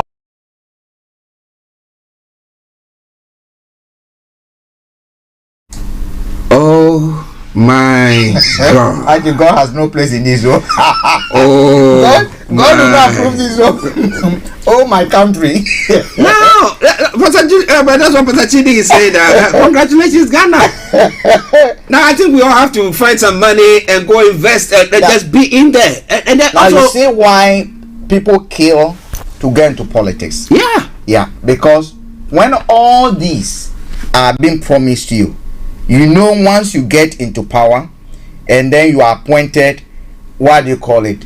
Your fortunes and your destinies are transformed. Gosh. That's exactly why you see them doing it. Because actually, you go to a point where even hardship allowance, responsibility allowance. What is you are appointed to work? You know, I've always advocated for even city allowance to be scrapped for MPs because they are being paid for. Yeah. So actually, you realize that we waste so much money for nothing. Okay. Actually, if you take in one minister, whatever they receive, even from the minister, go to the chief executive. Yeah. Go to the directors. Right. Mm-hmm. Directors at the various ministries. Yeah. Board chairman and all others and so on. All these allowances are rolled out. So you come to understand that everything that we're doing, we then put in that money to a few that get appointed. And those few then go ahead to basically do a patronage politics for us. I give you, take charge of this constituency, appoint you. That's how come the rush and kill for appointments. All this madness. Wow. Actually, responsible inconvenience allowance 500 Ghana for a day. Do you know how much a national service person gets? A national service person is paid 699 Ghana cedis a month with 7.5% withholding deduction. Okay, with a 7.5% withholding deduction, their take home is about 500 and something.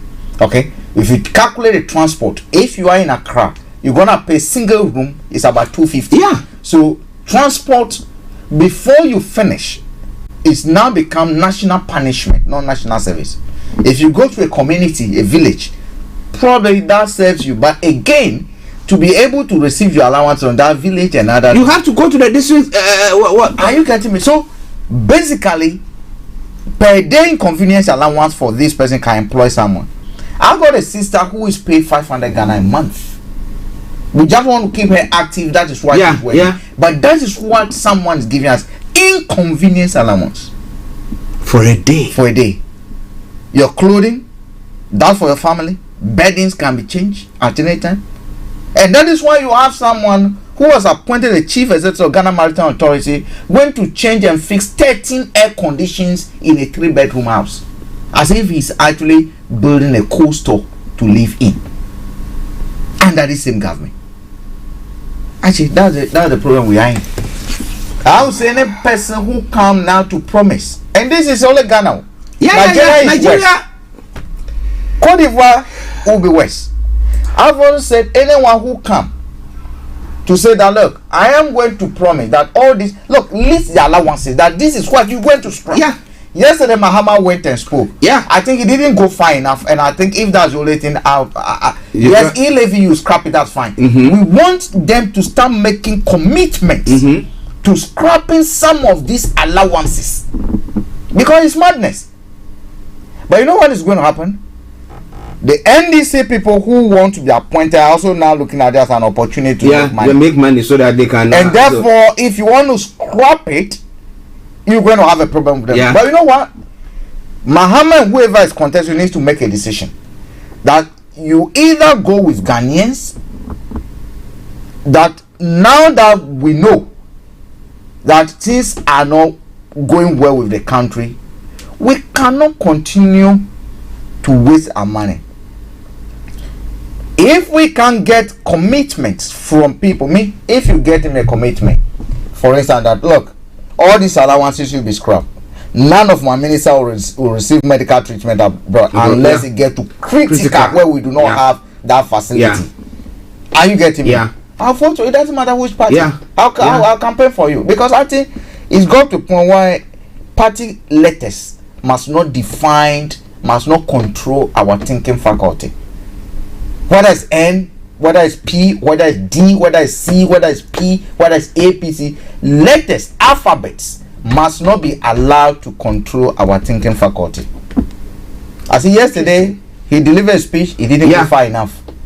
And for me, that's not good enough for me. We're going to go into that speech that he delivered. But you know, when we went for the general election here in the UK, I mean, we saw that, I mean, the constituencies that were Labour, I mean, Labour strongholds, people voting against Labour because they said that Labour had not actually delivered on promises that they were. So I asked myself the question that when are we going to get to a place where people think that look, no, you promised that, you've not delivered on it, things are worse off than that, so we want you out, and then they vote against them no matter what. We need a Macron scenario in Africa. You see, Macron, when he stepped into the political arena, he did not actually align himself with any political party. He tapped into the anger of the people. Went ahead, won the election massively, and then begin to form a coalition. And I recall when they were looking for MPs, what they did was to invite the masses that 50% will have to be what they call female, 50% of those, whether female, they will have to be ordinary workers, teachers, nurses, civil servants who need to come because they farmers will need to join. Are you getting me? Farmers will need to join. Don't be surprised. The government you have even in power in Ghana today don't believe that farmers are qualified to help write the constitution. How much more should they be part of the governance system? You know, I feel. Somebody say deflated. I mean, when I listen to everything, I'm like, are we for real? Are we for real? Actually, we need a vaccine. You see, that's when some of us will say that, look, there is a need for an uprising, and people say, no, you say that, then you are spoiling the democracy that we are enjoying. I said, what democracy? But you see, actually, our history also teaches us that we've had uprisings, and it's not. And the uprisings have not produced the kind of needed results, either because the people got consumed by the system. Look, if you take the uprising that, do I call the uprising that overthrew Nkrumah? What did we get out of it? What did we get out of it? Are you getting me? General Achampong. What did we get out of it? They came in with a bit of vision, good vision, trying to do certain things. But how come that once they get there, they then begin to water down the aspirations that brought them in? Why did they Achampong continue on this operation, feed yourself and other things? Yeah. Jerry came, why didn't we continue? Say, I do have a problem with uprising is good. The only uprising that I think will work is when we have the people-led uprising, not the military-led uprising. A people-led uprising where from the district level, the chief executive is toppled. Yeah. I get grassroots one. Grassroots uprisings to know that look, you did not do this A, B, C, D. We have our toilets. That we have our water that is not fixed, we have our this and that is not fixed, and therefore we do not want you. Those kind of uprisings, I think we need to send the uprising that will send messages to those at the top. You know, when the red ants are encircling, those kind of, you see them coming, making a bit of noise. That if you do not act, we're going to finish you. That is it. That's the kind of uprisings that we want. Well, listen, it is Starr Radio. Let's take a break and we'll be with you. So stay tuned, don't you go away. If you want to comment, feel free to do so. Pastor Emmanuel Chidi, thank you very much for your comments there as well. Hi guys, this is your friend Uruj from SendWave. SendWave is a money transfer app that is used by people all over the world to send money to their loved ones in Africa. With SendWave, you can send money to Ghana, Nigeria, Kenya, Uganda, and Tanzania. And the best part is, SendWave is absolutely commission free. Our exchange rates are excellent. You can see for yourself by checking them out on our website. So how do you use SendWave? SendWave is an app that you can download onto your phone from the App Store or Google Play Store. The app is free to download. After downloading it, just open the app and enter your name, email, and phone number. That's it. You're good to go. Make sure you use the promo code SR. S for Starr, R for Radio. This promo code will give you £5 free credit to send to Africa on your first transaction. Your money will be delivered to your recipient within seconds. Feel free to call me on 0749 7377 647 at any time. I'll be happy to tell you all about SendWave and help you in any way I can. Remember to use the promo code SR for £5 free credit. Medasse. Hi everyone, it's your girl BB Clement, the author of How to Go From Employee to Entrepreneur and the host of your weekly business show, BB Means Business, the show where we discuss everything you ever wanted to know about business but you were afraid to ask. How do I start my business? How do I raise the finance? How do I grow my business? Where am I going to find my customers? Join me every Tuesday at 1:30 p.m. on Starr Radio UK to get all the information and tips that you need to become a successful entrepreneur and become financially free. Remember, don't let life dictate to you. Rather, put your signature on life.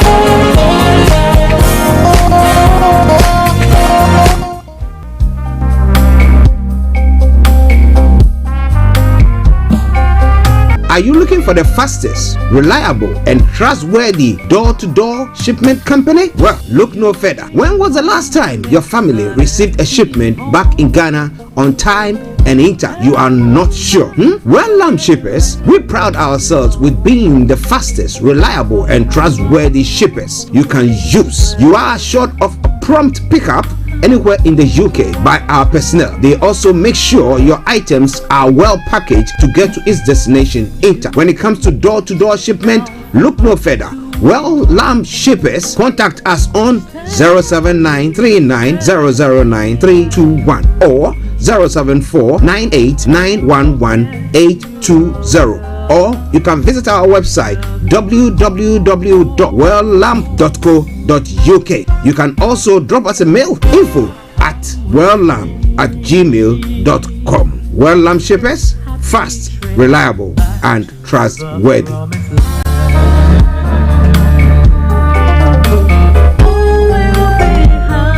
This is Starr Radio UK. In your car, At work, at home, on your smartphone. Are you ready to turn it up? Welcome back to the program. It is Starr Radio UK, your favorite African and Caribbean radio station in London, bringing the time now to exactly 80 minutes past the top of the hour. With me in the studio, Mr. Frank Davis, I'm Archie, and we are bringing you the rest of the morning show. Now, we're still going back to Africa, where we have the former president, John Dramani Mahama of Ghana, delivering a speech yesterday. Now, he touched on some pertinent issues that is going on in the country. Topmost, one that people in the country are looking at, because the 1st of May was the day that the inception of the e-levy tax deductions or collections, whichever you want to put it. Well, and they are saying that, you know, there are some trends. They're saying that if your pay or something, they will not tax you, that a few things. But in the interim, now they are taxing everybody because they've not put the necessary algorithm there to make sure that it detects that this is someone's pay or this is that. Well, but he said that, you know what, when we come back, we are going to scrap the e-levy. The question is, does that go far enough for voters to now say that, okay, we're now going to put our trust in you, that you come back and scrap that? Well, the former president John Dramani Mahama has assured Ghanaians that if voted into power in 2025, a new NDC government will repeal the e-levy act. Now, according to him, the e-levy is only a distortionary and burdensome tax that only forces Ghanaians to pay more while suffering. Addressing the nation on the theme Ghana at Crossroads on Monday, Mr. Mahama said, unfortunately, in the face of this self-inflicted economic catastrophe, this government, against all sound advice, has decided to introduce the e-levy that heaps more suffering on Ghanaians. A new National Democratic Congress government, God willing, with votes of the sovereign people of Ghana in 2025, will repeal the e-levy act. He added. The former president explained that even though the NDC is not against taxation, neither will they coin fanciful phrases to condemn it. E-levy is regressive and only to overtax the people of Ghana. He said, let's take, for example, a worker gets paid in his electronic wallet. His pay as you go, and that is PAYE tax, has been deducted already.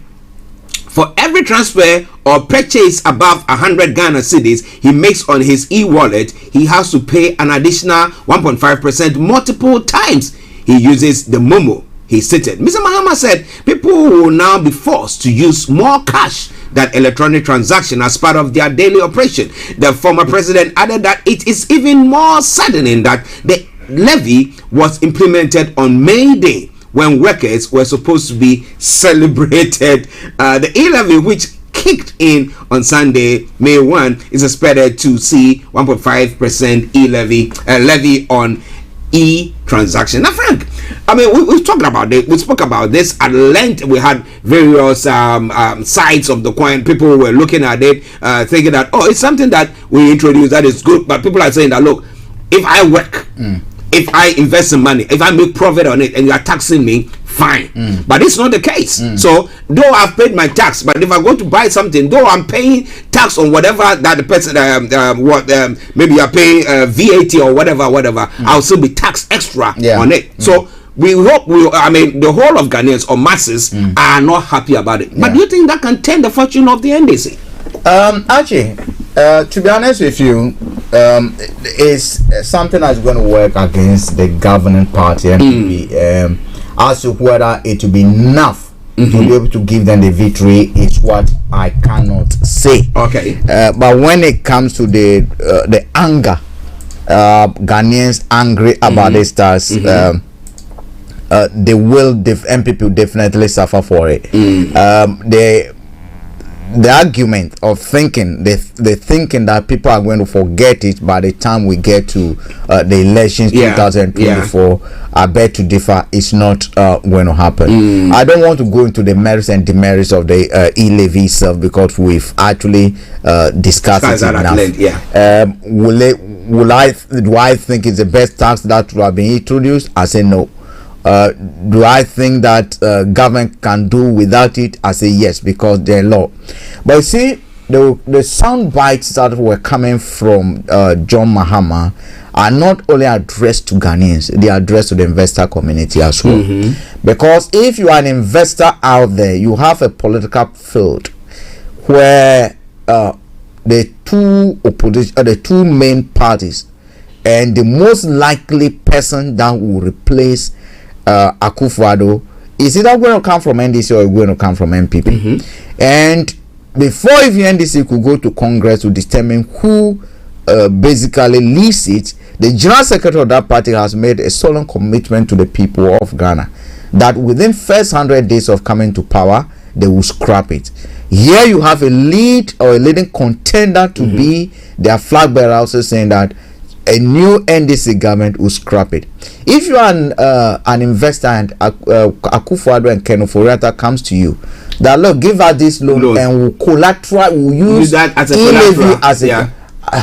You basically you said no, because come another 4 years or this I might not get my money. When you come to political risk and investment world, these are the kind of things people will look at. So that message was very, very timely, very powerful, because the thoughts and the leak information was that it was actually aimed at using it as collateral to get almost a 70 billion out of about 70 billion Ghana cedis, which amount to about 10 billion dollars worth of loan. That's why they were going to use it for over a 25-year period, so that we pay over a 25-year period. That's why they were looking at. So this message is very, very timely.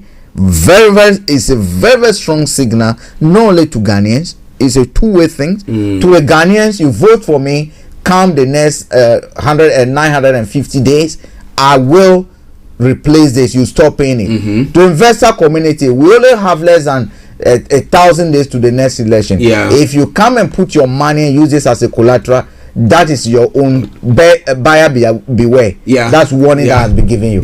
Wow. Okay, we have Mr. Kofi Ali who has joined us. We'll go to him, but I will come back because the former president, who's going to be virtually one of the flag bearers of the NDC, was saying that look, he was telling the president to sack the finance minister. He said he's a total failure, that he needs to be sacked. Now I will come to take your take on it. Do you think that is something, because after all he's been in the home saying to things, so if he's made a mess, why don't you let him clean up whatever mess that he's made? But let's go to Mr. Kofi Ali. Kofi, good afternoon to you.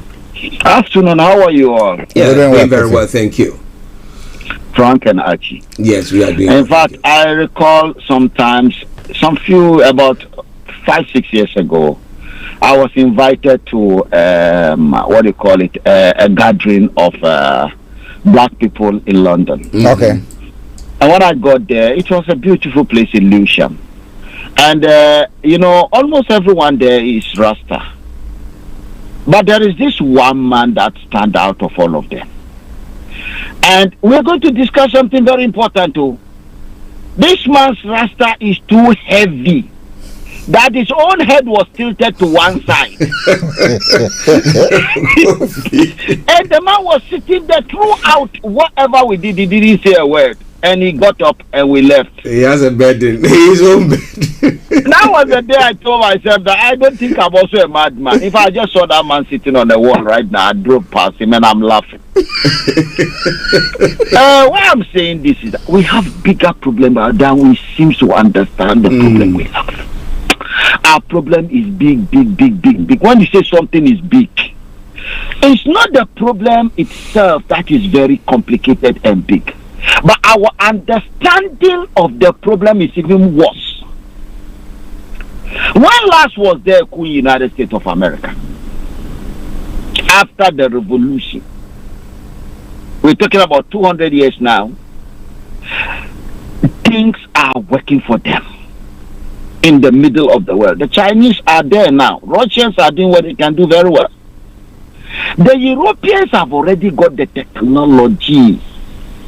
And it looks like we are comparing ourselves with them. For even one what do you call, who is a farmer in Ghana, for God's sake? What is a farmer? Can I get an answer? No, you go ahead and make your submission, Kofi. So if somebody go into an allotment here behind my house, there's one woman who go there every day. She has one little space and then she plants something, she go and buy the seed from the Tesco and put them there to just keep herself. Is that a farming? In a world where you need a helicopter to spray the farm, where you need tractors to be clearing the land, going, where you need a whole people to come in, university graduates, everybody there, veterinary, everybody is doing something. When they are productivities, is that what we have in Ghana when we are talking about farmers? What we have, are they really farmers? What we are even serial talkers of businessmen? I think we need to really wake up. Everyone who rules that country, tell me who is successful among them. If they're successful, I will not be here. On Eurobond, I had somebody who was in my car recently. And he lives here. He's a lawyer. And he was telling me about this Eurobond thing.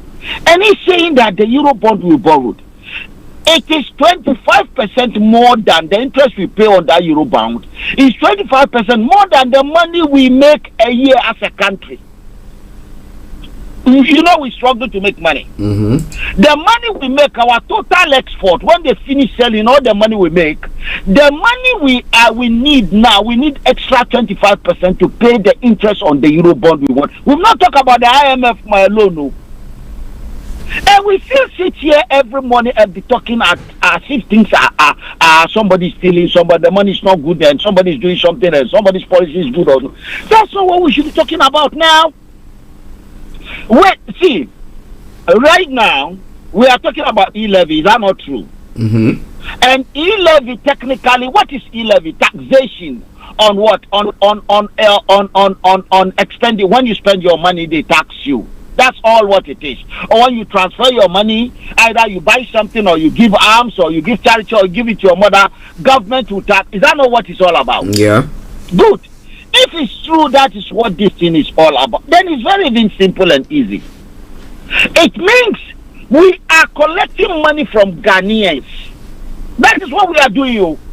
The state is taking money from Ghanaians for doing nothing, because when you take this kind of taxation, there is no productivity attached to that. All you have done is deny the people their purchasing power. Fine. When you then take it from what they have already engaged in, right? You are now making the state richer at the expense of the people. Is that what we are talking about here? Yes. So this is not production. This is not a value added. We're already collecting value added tax from these people. We shouldn't forget that one. Yeah. The population of Ghana are already paying value added tax.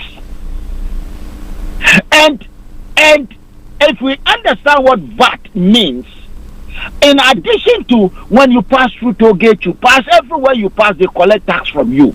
We still follow these people and say, now we are going to collect, anytime you even touch money, we collect money from you. And none of us is stepping. We pay fuel tax.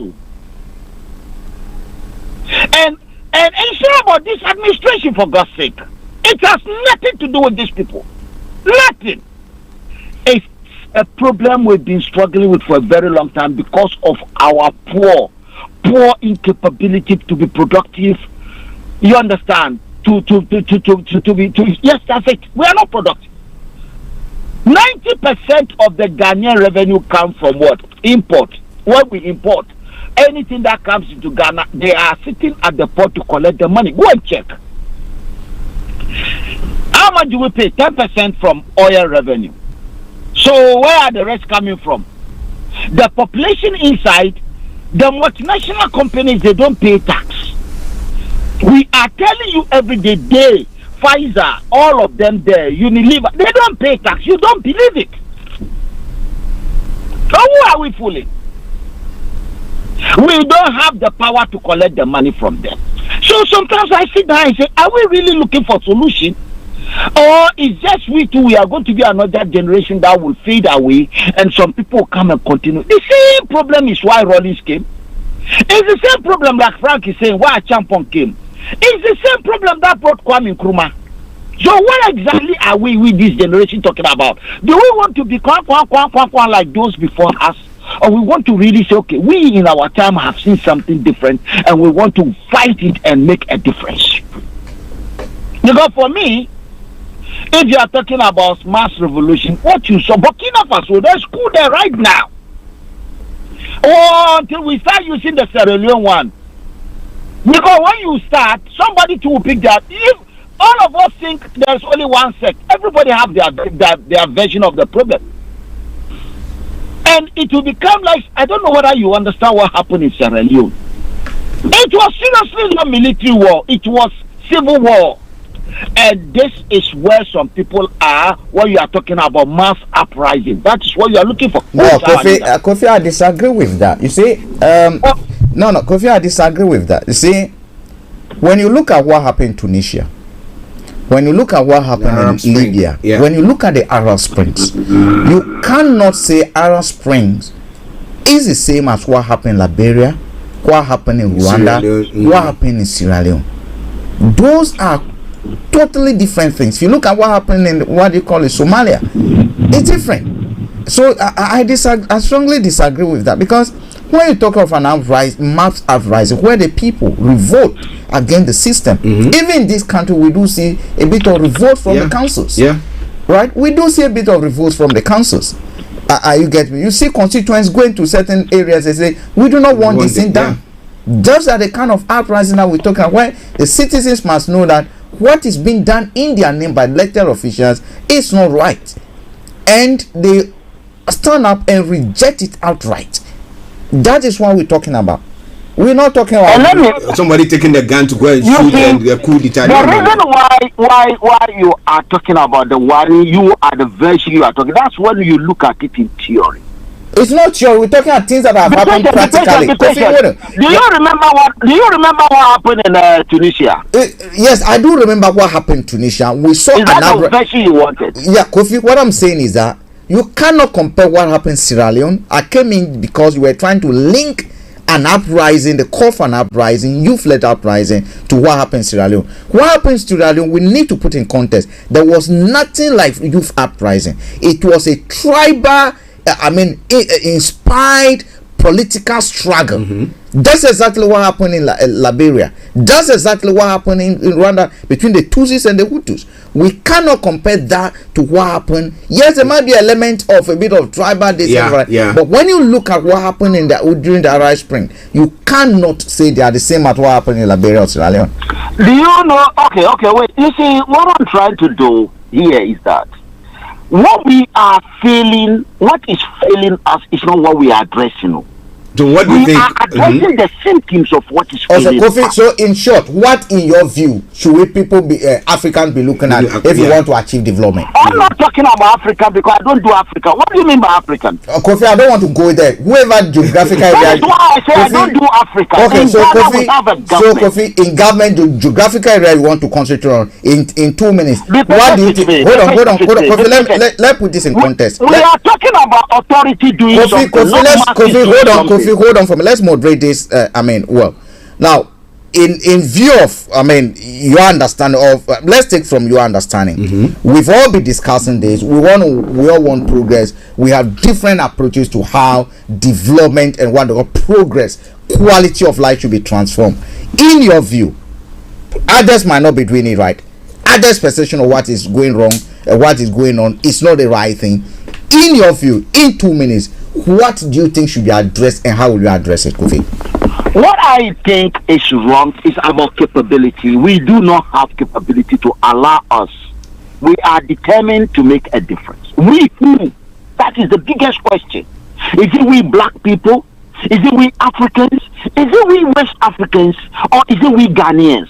We need to be very, very careful in who we define as the we. When we are if it is in Ghana, then let us talk about Ghanaians. Does Ghanaian as Ghana as a nation compared to in a competition where there's China, America, Russia, and the powerful European industrialized nation? Does Ghana have a chance? If we say the answer is no, this is where we brought in the ECOWAS challenge. Good. What we are saying is that the 350 million people under one common authority based in Abuja, they have better chance than the small countries. It is everything is already there. What you need now is the focus of the people at that institution where we pay salary, where they collect tax, and we get nothing for what they do. That is all my solution. I believe in that context, we can be able to make cars, we'll make aeroplanes, we'll make so many things because the industrialists and the businessmen will start coming up. There will be a common law like you have in the United States, where each nation, like European Union, will be doing their own thing under the common umbrella, where none will be sabotaging the effort of the other, and where Europeans or Americans cannot be unnecessarily interfering, or the Russians or the Chinese. Where we can have a platform where we can give each other under the common union, we can common currency, we will give loan, investment. So even when we are going to be debtors, we will not be debtors to IMF and World Bank and all this. We will be debtors to ourselves. This is what I'm saying. That makes more sense than thinking of this Malata approach that we've been doing since 1960. And to me, it's not working. Okay, Kofi, let me ask you a question there. How willing do you think our leaders are when it comes to this vision that you have? Because the ECOWAS has been there for what? How long? How willing do you think? Don't you think that the uprising of the... It's almost 40 years, 45 years now. No, let me come in. It's already dead. Yes. You see, you asked me a question. Our leaders. When you say our leaders, you have taken responsibility from the man on the street. And that is why we are where we are. We politicians, I don't go to leaders. There's no leader. All of us are leaders. So what we have to understand, when you want a change, you don't go to politicians, you go to the people. And that's why we are saying the uprising. That's why we are saying...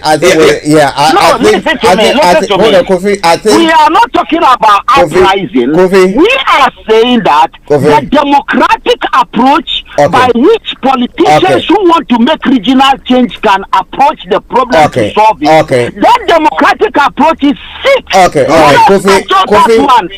that is the time that will empower the people to decide where we should all go. It's not about me alone. It's about all of us. Kofi, your vision well explained. I think the listeners are there. They've listened to you. We'll move on to other topics. Your vision of we are growing as a people. If we want to develop, Africans must West Africa must come together. You do not regard other parts of Africa. They must also do other things. Well, I explained. Let's move on. Yeah, they also have their own project. East Africa, they are doing very well. Okay, all right. So we move to other topics. Thank you, Kofi. Thank you, Kofi. Kofi, you can join in later. Thank you. Thank you.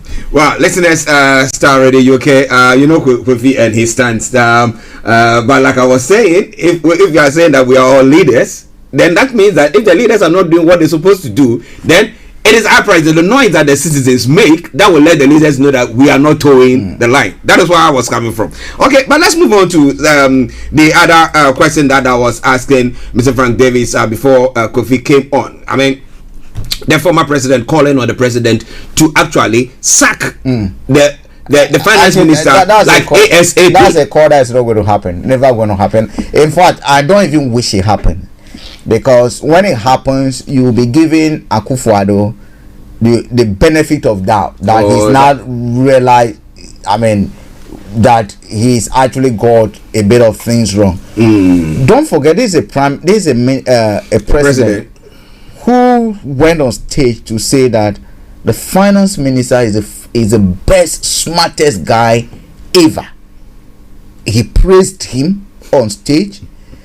You see, you cannot fault the president when he does that, because we do not know the objective that he came to power with. From where I sit, if the objective is to transform Ghana, and he spells out that 18 months you transform Ghana, we've gone past 6 years. Ghana has not transformed. If your objective that he spells out that in 18 months we'll begin to see a drastic and a major shift as a country, that tax consume economics will be over, we'll begin to see production, we will not be importing industrial starch from China. Are you getting me? When we have the plantation, we can grow cassava. We will not be importing, especially when we've come to put in place what we call planting for food and jobs. Planting for food and jobs. We will not be importing what they call it tomatoes from Burkina Faso. We will not be importing palm oil. We will not be importing rice. The vision he came with, if anything at all, let's say on a scale of 1 to 10, you told us when you come, you achieved this, you achieved it, and you assembled a team, and the team has not achieved a percentage, even half, a quarter of this. You come out to tell us your star striker is the best striker. Meanwhile, you've not been able to score even a goal. He's skipping his strategy. It tells me that there's an objective that you did not spell out. Okay. That the man on the street, the Kayayo boy, the Kayayo who actually contributed a 5,000 Ghana and gave it to you because you promised them hostels when you come to power, you did not tell them the truth, because that Kayayo lady today regrets that their hard-earned money being given false hope, promise that they'll be giving hostels. Today they even don't have a hen coop, but they use those money to buy you postage, fuel your car, to come and cheat on them.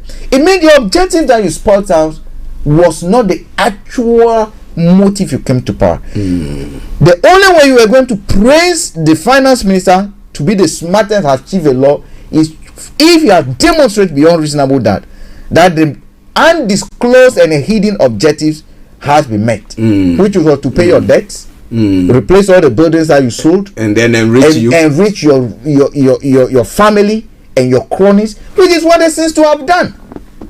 This is what it seems to have done. So on that note, there's no way you're going to allow him a sack. You will not sack. Because then when he's sacking, who is going to put in those crafty measures of let's go borrow more and then take more of the profit, more of the consultancy fee, arrange deals where the lawyer advising that deal is what do you call it? The firm advising that deal is African associate belonging to the president's cousin, being paid fees for job not done, Gabi Ochudaku law firm, and then the brokerage that is arranging that deal belong to the finance minister himself. So at the end of the day, we have met our family enrichment objective. Let's praise him. So I think Mahama is hitting on the wrong hole. I mean, it's not going to happen. It's not going to happen. No. Well, listeners, let the debate go on. What do you think? 1:45 the time. It is Starr Radio UK, the Tuesday edition of the morning show with me, Mr. Frank Davis. I'm Archie. Now let's move on to one story from the African front. Now Mali's ruling junta have announced yesterday that it was breaking off from its defense accords with the former colonial ruler France, condemning flagrant violation of its national sovereignty by the French troops there. Now, for some time now, the government of the Republic of Mali notes with regret a profound deterioration in military cooperation with France. Spokesman Colonel Abdoulaye Maïga said in a televised statement. Now, Maïga cited multiple instances of French forces having violated the country's airspace. He also referred to the June 2021 decision by France to end joint operation with Malian forces. Tension between France and the junta in Mali, which seized power in August 2000, have been rising for some time now. So now they are saying that, look, we don't want to have anything to do with you. But we know that the French-speaking countries contribute something, or a stake of their GDP is kept in France. So how is that going to pan out for them? Archie, I think the legal frameworks will have to be looked at, but for me, I think geopolitics and what is happening in Ukraine is having impact on what is happening over there. Because as we speak, the Russians have taken a very strong stand in that area as well. So I do not look, whatever agreement they have the right to change the course of what the nation wants. We have tied ourselves to some of these colonial masters for far too long, and I do believe that that change must come. That change must come. So if they are saying they are breaking off, I wholeheartedly support our agents. Is overdue. As to how they want to manage it, I think Russia is putting it feet over there, and when it comes to military cooperation, I think the Russians doing that. The whole issue about this airspace violation, I think, should be taken seriously. We do know we have reconnaissance these things coming. I mean, spying out, but France will not allow any other country to be surveying or to be violating its airspace like that. No way, they won't do that. But the impunity by which they go around and violate, I support the Malians. To be honest with you, they should go ahead. So are we going to see a trend where the French speaking African countries? That depends on the outcome of what is happening in Mali. Now, don't forget, Mali is there. I mean, Togo is there. Burkina Faso is there. Ivory Coast, and Ivory Coast seems to be the darling boy within that sub-region that the French use a lot for all their kind of chess playing in that area. Let's see what happens within the next 6 months. We'll see what happens. Interesting. Because I'm looking at it that is it because they topple the government there? Because you know this colonial masters always have somebody that they think is a puppet who they can use to do whatever they want to do. So is it because they took their president from there? That's why they are behaving that way? Actually, okay. Most of these colonial masters will have the most preferred people that they want in office.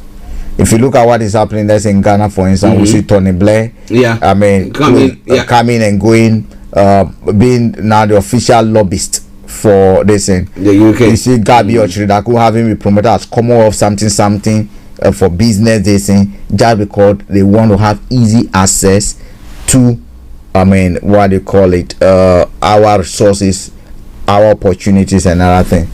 Now, the French wouldn't want anything to do with a government that does not support them fully, and I don't think they are basically in support of the current junta, and that's why you see this frustration. But for me, if they have not helped us over time, and we're looking at the new junta want to start, let's try something different. Let's try something different. Because I see that they're trying to, I mean, so the French government is now going to link with the ECOWAS group. I mean, against what becomes the friend of my enemy is my friend. The enemy, or I don't know how. Actually, geopolitics. I mean, and do not forget, it's all this. When we talk of defense cooperation, we're not only looking at going to train together.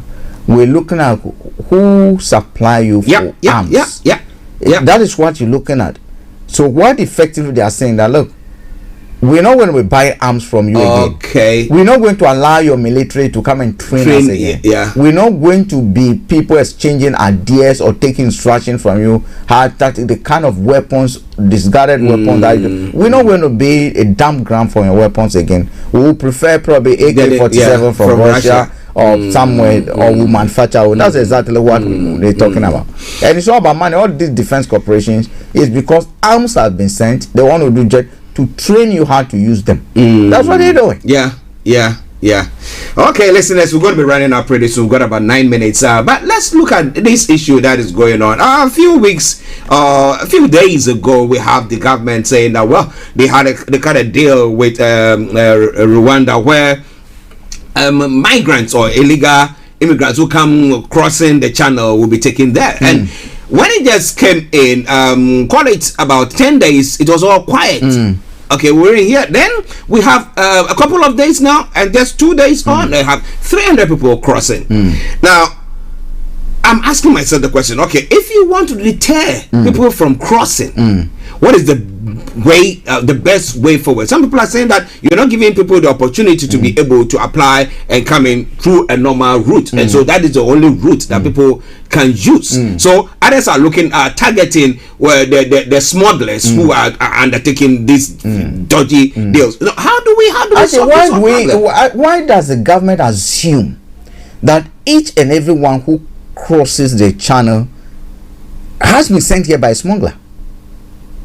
Because they say that the person came on the boat. On the boat, who says that? It's only a smuggler that can hire a boat. If 20 people come together, can they hire? Bring our money, then somebody go to. So why do we have this false narrative that each and everyone that we see on the boat is basically someone being pushed by a smuggler, and therefore they are not genuine asylum seekers, they are not genuine refugees? I don't buy into that narrative, and it's about time government begins to open up more and allow fresh thinking into that. If not, it's not going to work. In any case, Archie, the Rwanda policy did not deter even a chicken from coming here. What held them back is purely an act of nature. The weather, the high winds. That is what it's not Patel, whatever.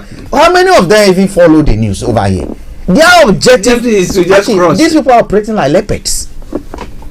The leopard theory in the Bible. That's a spirit that has. You see, the spirit that possessed the leopards to move. For them to move. That's the spirit that possessed. When you are a refugee, Kofi Ali might tell us one day the spirit that entered him when he decided to move, go to Gambia, teach over there for some time, and start on his journey all the way to Europe, and then ending over here. He was possessed.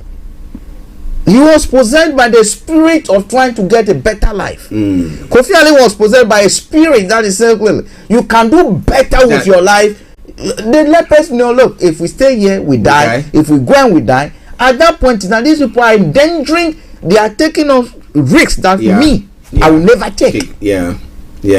Archie, I salute those who go on that journey. My friend Adamu had to go to Togo, became a shoe shine for years, was able to gather enough money, went all the way to Mali, had to walk all the way to Libya. Something must be pushing. If he tells you his story from the front plain village all the way to the UK over here, you will not tell him he was being pushed by a smuggler. No. So actually, the government will need to move away from this preoccupied narrative that they've sold us. That it's the smugglers. Anybody who is coming here has been sent here by a smuggler. Anybody who is coming, that is rubbish. That's totally rubbish. Actually, number one, UK need to look at its foreign policy. All the Syrians that are coming in this country, all people from Libya that wanted a safer haven over here, or the people in Iraq who now cannot stay, that region is destabilized. If when did we, over the last 20 years, when did you see refugees that are you have political asylum seekers, right? Who do not like the regime, but mass refugees from Libya, no, it wasn't happening. Are you getting me? Syria, how many refugees did we have from there? We were not here on Syria refugees, but today we can talk of Syria refugees, and you ask yourself why. So we need to examine ourselves. What role have we played in creating some of these, what they call it, avalanche and sea of people looking for safe havens? Well, listeners, it is Starr Radio UK. We're going to be bringing the program to a close in a moment, but wherever you are, just stay tuned. Don't you go away. What is your take?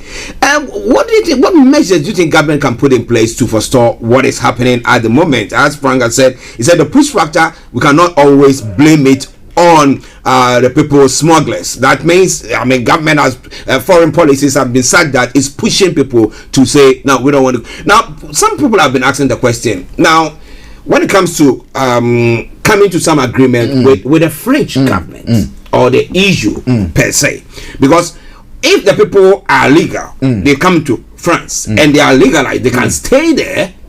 Why do they want to cross and come here? What is the pull factor for people to come here? Why do we want them to remain in France when they are not French? Lots of people who come in and they cannot speak a word of English. Yeah, but can they speak French? Can they speak French? Archie, can they speak French? Why do we want them to stay in France?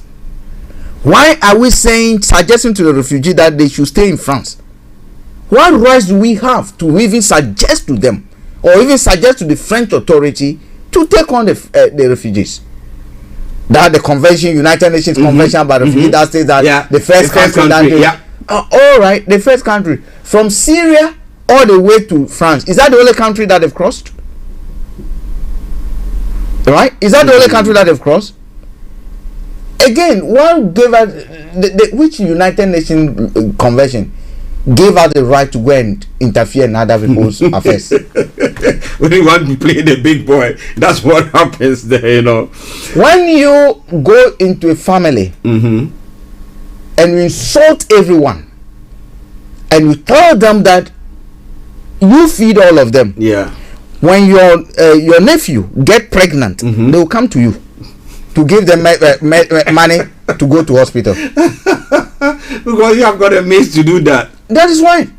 When your niece goes to even get a madman to impregnate it, they will not go to that person. They will come to you because you have proven beyond reasonable doubt that insulted all of them, that you are capable and you have been taking care of them. So they are not pregnant. They have come to you. So I mean to end it. I'm looking at it that do you think that that's what is playing in government hands and government in that those who are on so benefits and stuff like that, they're not going to be increasing it because they think that that has become something like a pull factor. People are looking at, when you come to this place, so if there's a cap there, they're stopping it from people who are genuinely who need that help. Then it will now people of those who are not to undermine, not to insult any Ukrainian. We said this country was full. Why are we taking on Ukrainians? I think that some of the aisles. So today we can say that there's space. There's space for. We can say that there are different type of refugees. Don't forget they are not European Union members. So what shows that? Why must a refugee from Syria be different from a refugee? Are they not fleeing war? They are. Or some bullets some bullets are coated with strawberry. That when they hit you, they give you strawberry flavor.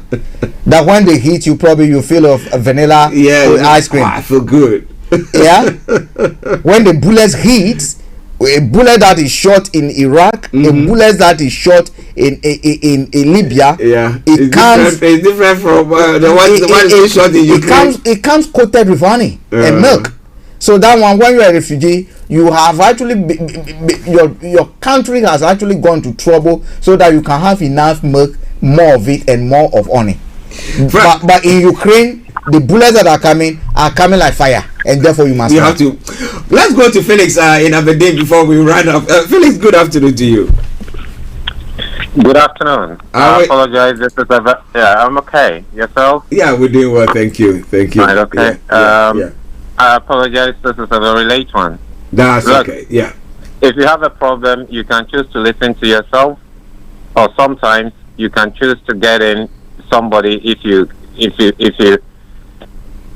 can have a certain level of impartiality in terms of assessing what the problem is. But sometimes you can listen to a third party, or like the Americans say, there are two sides of a story at all points in time. You stated that you made a point that these guys are coming in because of benefits. That is the narrative that has been given for many years. Nobody, like Frank says, nobody travels over many countries simply because of, excuse my language, minimal level of subsistence. which is what the benefit system is. Yeah. Minimal level of subsistence, and most people don't even qualify for that. You know, I mean, I don't know why these people keep shining that listening to themselves. Yeah. Because most people within the immigrant community don't qualify for this level of benefits anymore. Because over the years, they've been denied that. Right. So I don't know why they think that people will travel over many countries in the Middle East, over many countries in Southern Europe, over many countries in Western Europe, and then cross over the channel to come here because of what? I don't know, 70-something pounds a week or 100 and something pounds a week. I mean, a lot of our people don't even qualify for these facilities anymore.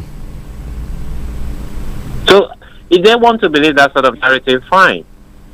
But like Franz said, you see, there's a reason why you don't see Guatemalans crossing over the channel. There's a reason why you don't see Nicaraguans crossing over the channel. There's a reason why you don't see people from El Salvador crossing over the channel. There may be one or two, but largely, no. You know where they go? They go to the country that creates the problem for them, the U.S. Because historically, for many years, the United States has been creating problems in Latin America. Yeah. They claim that they want to spread democracy. They claim that they don't want socialism in their backyard. They claim that they don't want communists to take over certain countries in their backyard. So they go and poke their noses into these countries. And when these countries start having problems, some people don't want to stay around and hang on to whenever the problems will be over. So they go to where they think they can get greener pastures. And it happens to be the country that is cementing some of the problems in their backyard. And there's a reason why Europe has not had that problem of Guatemalans, Venezuelans, people from Nicaragua, El Salvador, Puerto Rico. I mean, all of these Latin American countries where people are now trooping through Mexico. You remember, if you look, it's the same. The situation that these countries trying to apply to France, the same situation that Mexico is having with the United States, where the United States is trying to impress upon Mexico to stop these people coming into Mexico. The Mexicans just keep saying that, look, they're just using our country. They're just going through. Why should we stop them? You know, it's the same thing. Why should the French stop them? They've not indicated that they want to stay in Paris. Paris is a beautiful place. Yeah. But that's not why they want to live.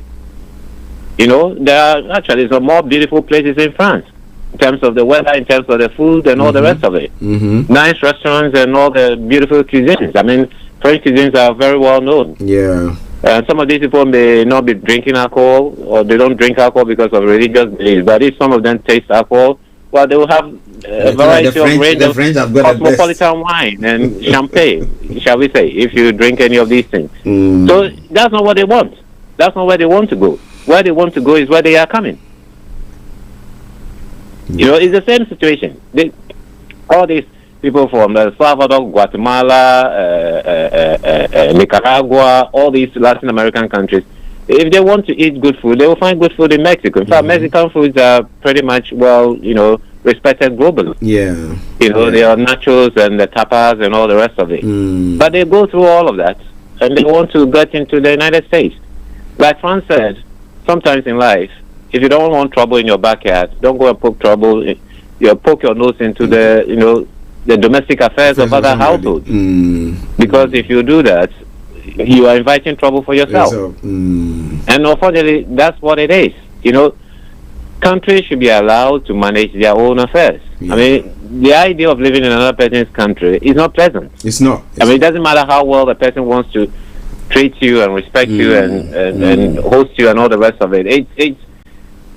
Sometimes it can be grueling. You know, you can go for many years without seeing your own relatives. Sometimes for some people, many years without eating the type of food they wish to have. You know, I mean, if you look at some of these footballers who have a lot of money, a lot of them will tell you that the biggest problem is family members and the food. Because the food they grew up with, the food they are used to, they go and live in other countries and they can't have them. But if you can have them at all, very expensive in limited quantities. So for some people, or for most people, these are the moving away from family relations. It's a big thing, but they've made these choices. If you don't want them to make these choices, perhaps don't go and get into their domestic affairs and screw up their countries. I mean, 15 years ago, how many Libyans were crossing over the channel? None. How many Africans living in Libya were crossing over the channel? And if you listen to most of the Africans who have gone through Libya into Europe, most of them will tell you that when they got to Libya, they had jobs. Yeah. It's only they had to move on when the war started. Then they had no choice. You know, they just had to move on because after the war started, Libya was no longer a place for them to live. Yeah. You know, and if Western European politicians don't want to listen to these things, these obvious things, well, that's fine. They can go on with, you know, their crusade of spreading democracy, overthrowing governments they don't like. And look, these things will continue to happen. Have a good day. Thank you very much, Felix. Have a good day too. Right then, listeners, we have to bring the program to a close. This afternoon, exactly at 1:30, we'll be having BB Clement on BB Means Business. And then this evening, exactly at 8 o'clock, to the CEO program will be coming your way with Simon Fraser. Frank, who are the guests on that program? Today we're going to be having Abina, a counselor, a politician, a Ghanaian. Who has lived over here. They're going to be talking about black women and politics. We're also going to be having our own sister Vicky Newton, who is also going to be one of the guests. So this evening at exactly 8 o'clock, we're going to be having these two women joining Simon Fraser, and all because on Thursday we're going for election, and we want to encourage as many as of our own to participate in that, because that is how decisions that affects our lives are made.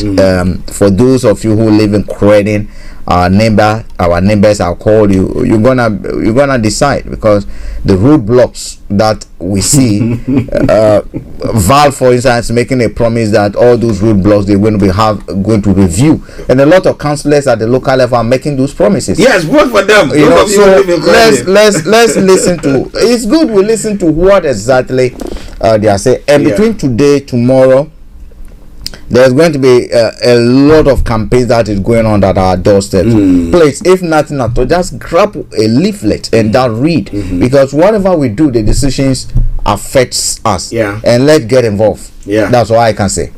If you live in the Croydon catchment area, please do vote, because the other time, twice I had tickets from that place. I went through that side. They said, I'm like, gosh. So I can vote here in Croydon, because I live outside Croydon. So those of you who live here, please vote so that there can be a review of it, because some of the areas now there's a roadblock on the Seminar Road. You cannot go through that side. I had to go all the way. It's serious. It's one thing. I think before we go, one thing that is fascinating. Sometimes the community are not in support of some of this. I recall there was a day I was driving towards Thamesmead, and I decided to go to Lewisham. And there's a place between Lewisham Hospital, and once you go close to their fire station, you're gonna turn right, and there's this road that will lead you all the way towards between Lewisham and Eltham. Now, this road over there, they block it. They put a camera over there overnight, so residents actually took it upon themselves and were standing over there and were warning drivers. They will tell, when you come in, they stand in, they stop you. There's a camera. Then you can tell. Now what they've done is they've changed the council have now changed the camera, so those of us flowing no, they've made it one side now. So those of us coming from where there's no warning whatsoever, you get to camera before you know you know that's right to us, and you can't turn because it's a very narrow path. Are you getting me? Now they've allowed that to go on the other side. You can't come to Brixton over here, Lambeth again. On just off 205 from Christ Church Junction, heading towards Hen Hill. Right. There used to be what do you call it? A road that people can turn into Efra Road. They came to put a camera there. Against residents protested. Now they've changed the time, and now the argument is that between 10 and between 11 and 12. They said there's a school over there, so they are now using school as an excuse. Well, that's why you have to make sure that you go vote, okay? Look at the policies or listen to the policies and then vote accordingly. Look at one that will benefit you. Somebody will say the Greens are saying that is good for us. But what do you think? The Greens are also costing a lot of money. They are costing us a lot of pain. They want to take this green message too. It's going too fast. Now that we have every bill going up, then you are saying, I don't know what is happening. I read a document. I read a paper 3 days ago, actually, the consultation that is about taking place by the men. All those running to electric cars, thinking that they are avoiding payment. Now, in the next few years, you see where the congestion zone started. Yeah, that's going to be like zone 1 for drivers. The new area where ULEZ has ended, that's going to be like zone 2. Okay. And the outer zone. So what is going to, they're going to price based on where you are. Now, if you drive into the congestion area itself, you're going to continue to pay 15 pounds something. Yeah, congestion. Yeah. If you drive, they're going to scrap the ULEZ because the ULEZ is not bringing out the dividend that they want. Yeah. Now, if you drive into that ULEZ zone, you're now going to be asked to pay 5 pounds something or 3 pounds something. Yeah. If you drive into what they call from Surrey, you drive into credit area, you're now going to be asked to pay 2 pounds something. If you then enter M2 anywhere inside M25, 1 pound something. Okay. So if you don't go and vote, that is what is going to happen to you. On that note, we want to say thank you very much for tuning in. It's been a wonderful morning. Yes, tomorrow there will be another edition of the morning show. Okay. But we'll sign up with this song from it's a cover version of Bob Marley's song "So Much Trouble in This World." Yes, enjoy it. But this one is coming from the Ensemble Spring. Okay, enjoy it. And when that ends and you don't hear from me, it's been me, Archie, Mr. Frank Davis, and all you wonderful people who joined us on air, saying have a lovely afternoon. Bye bye for now.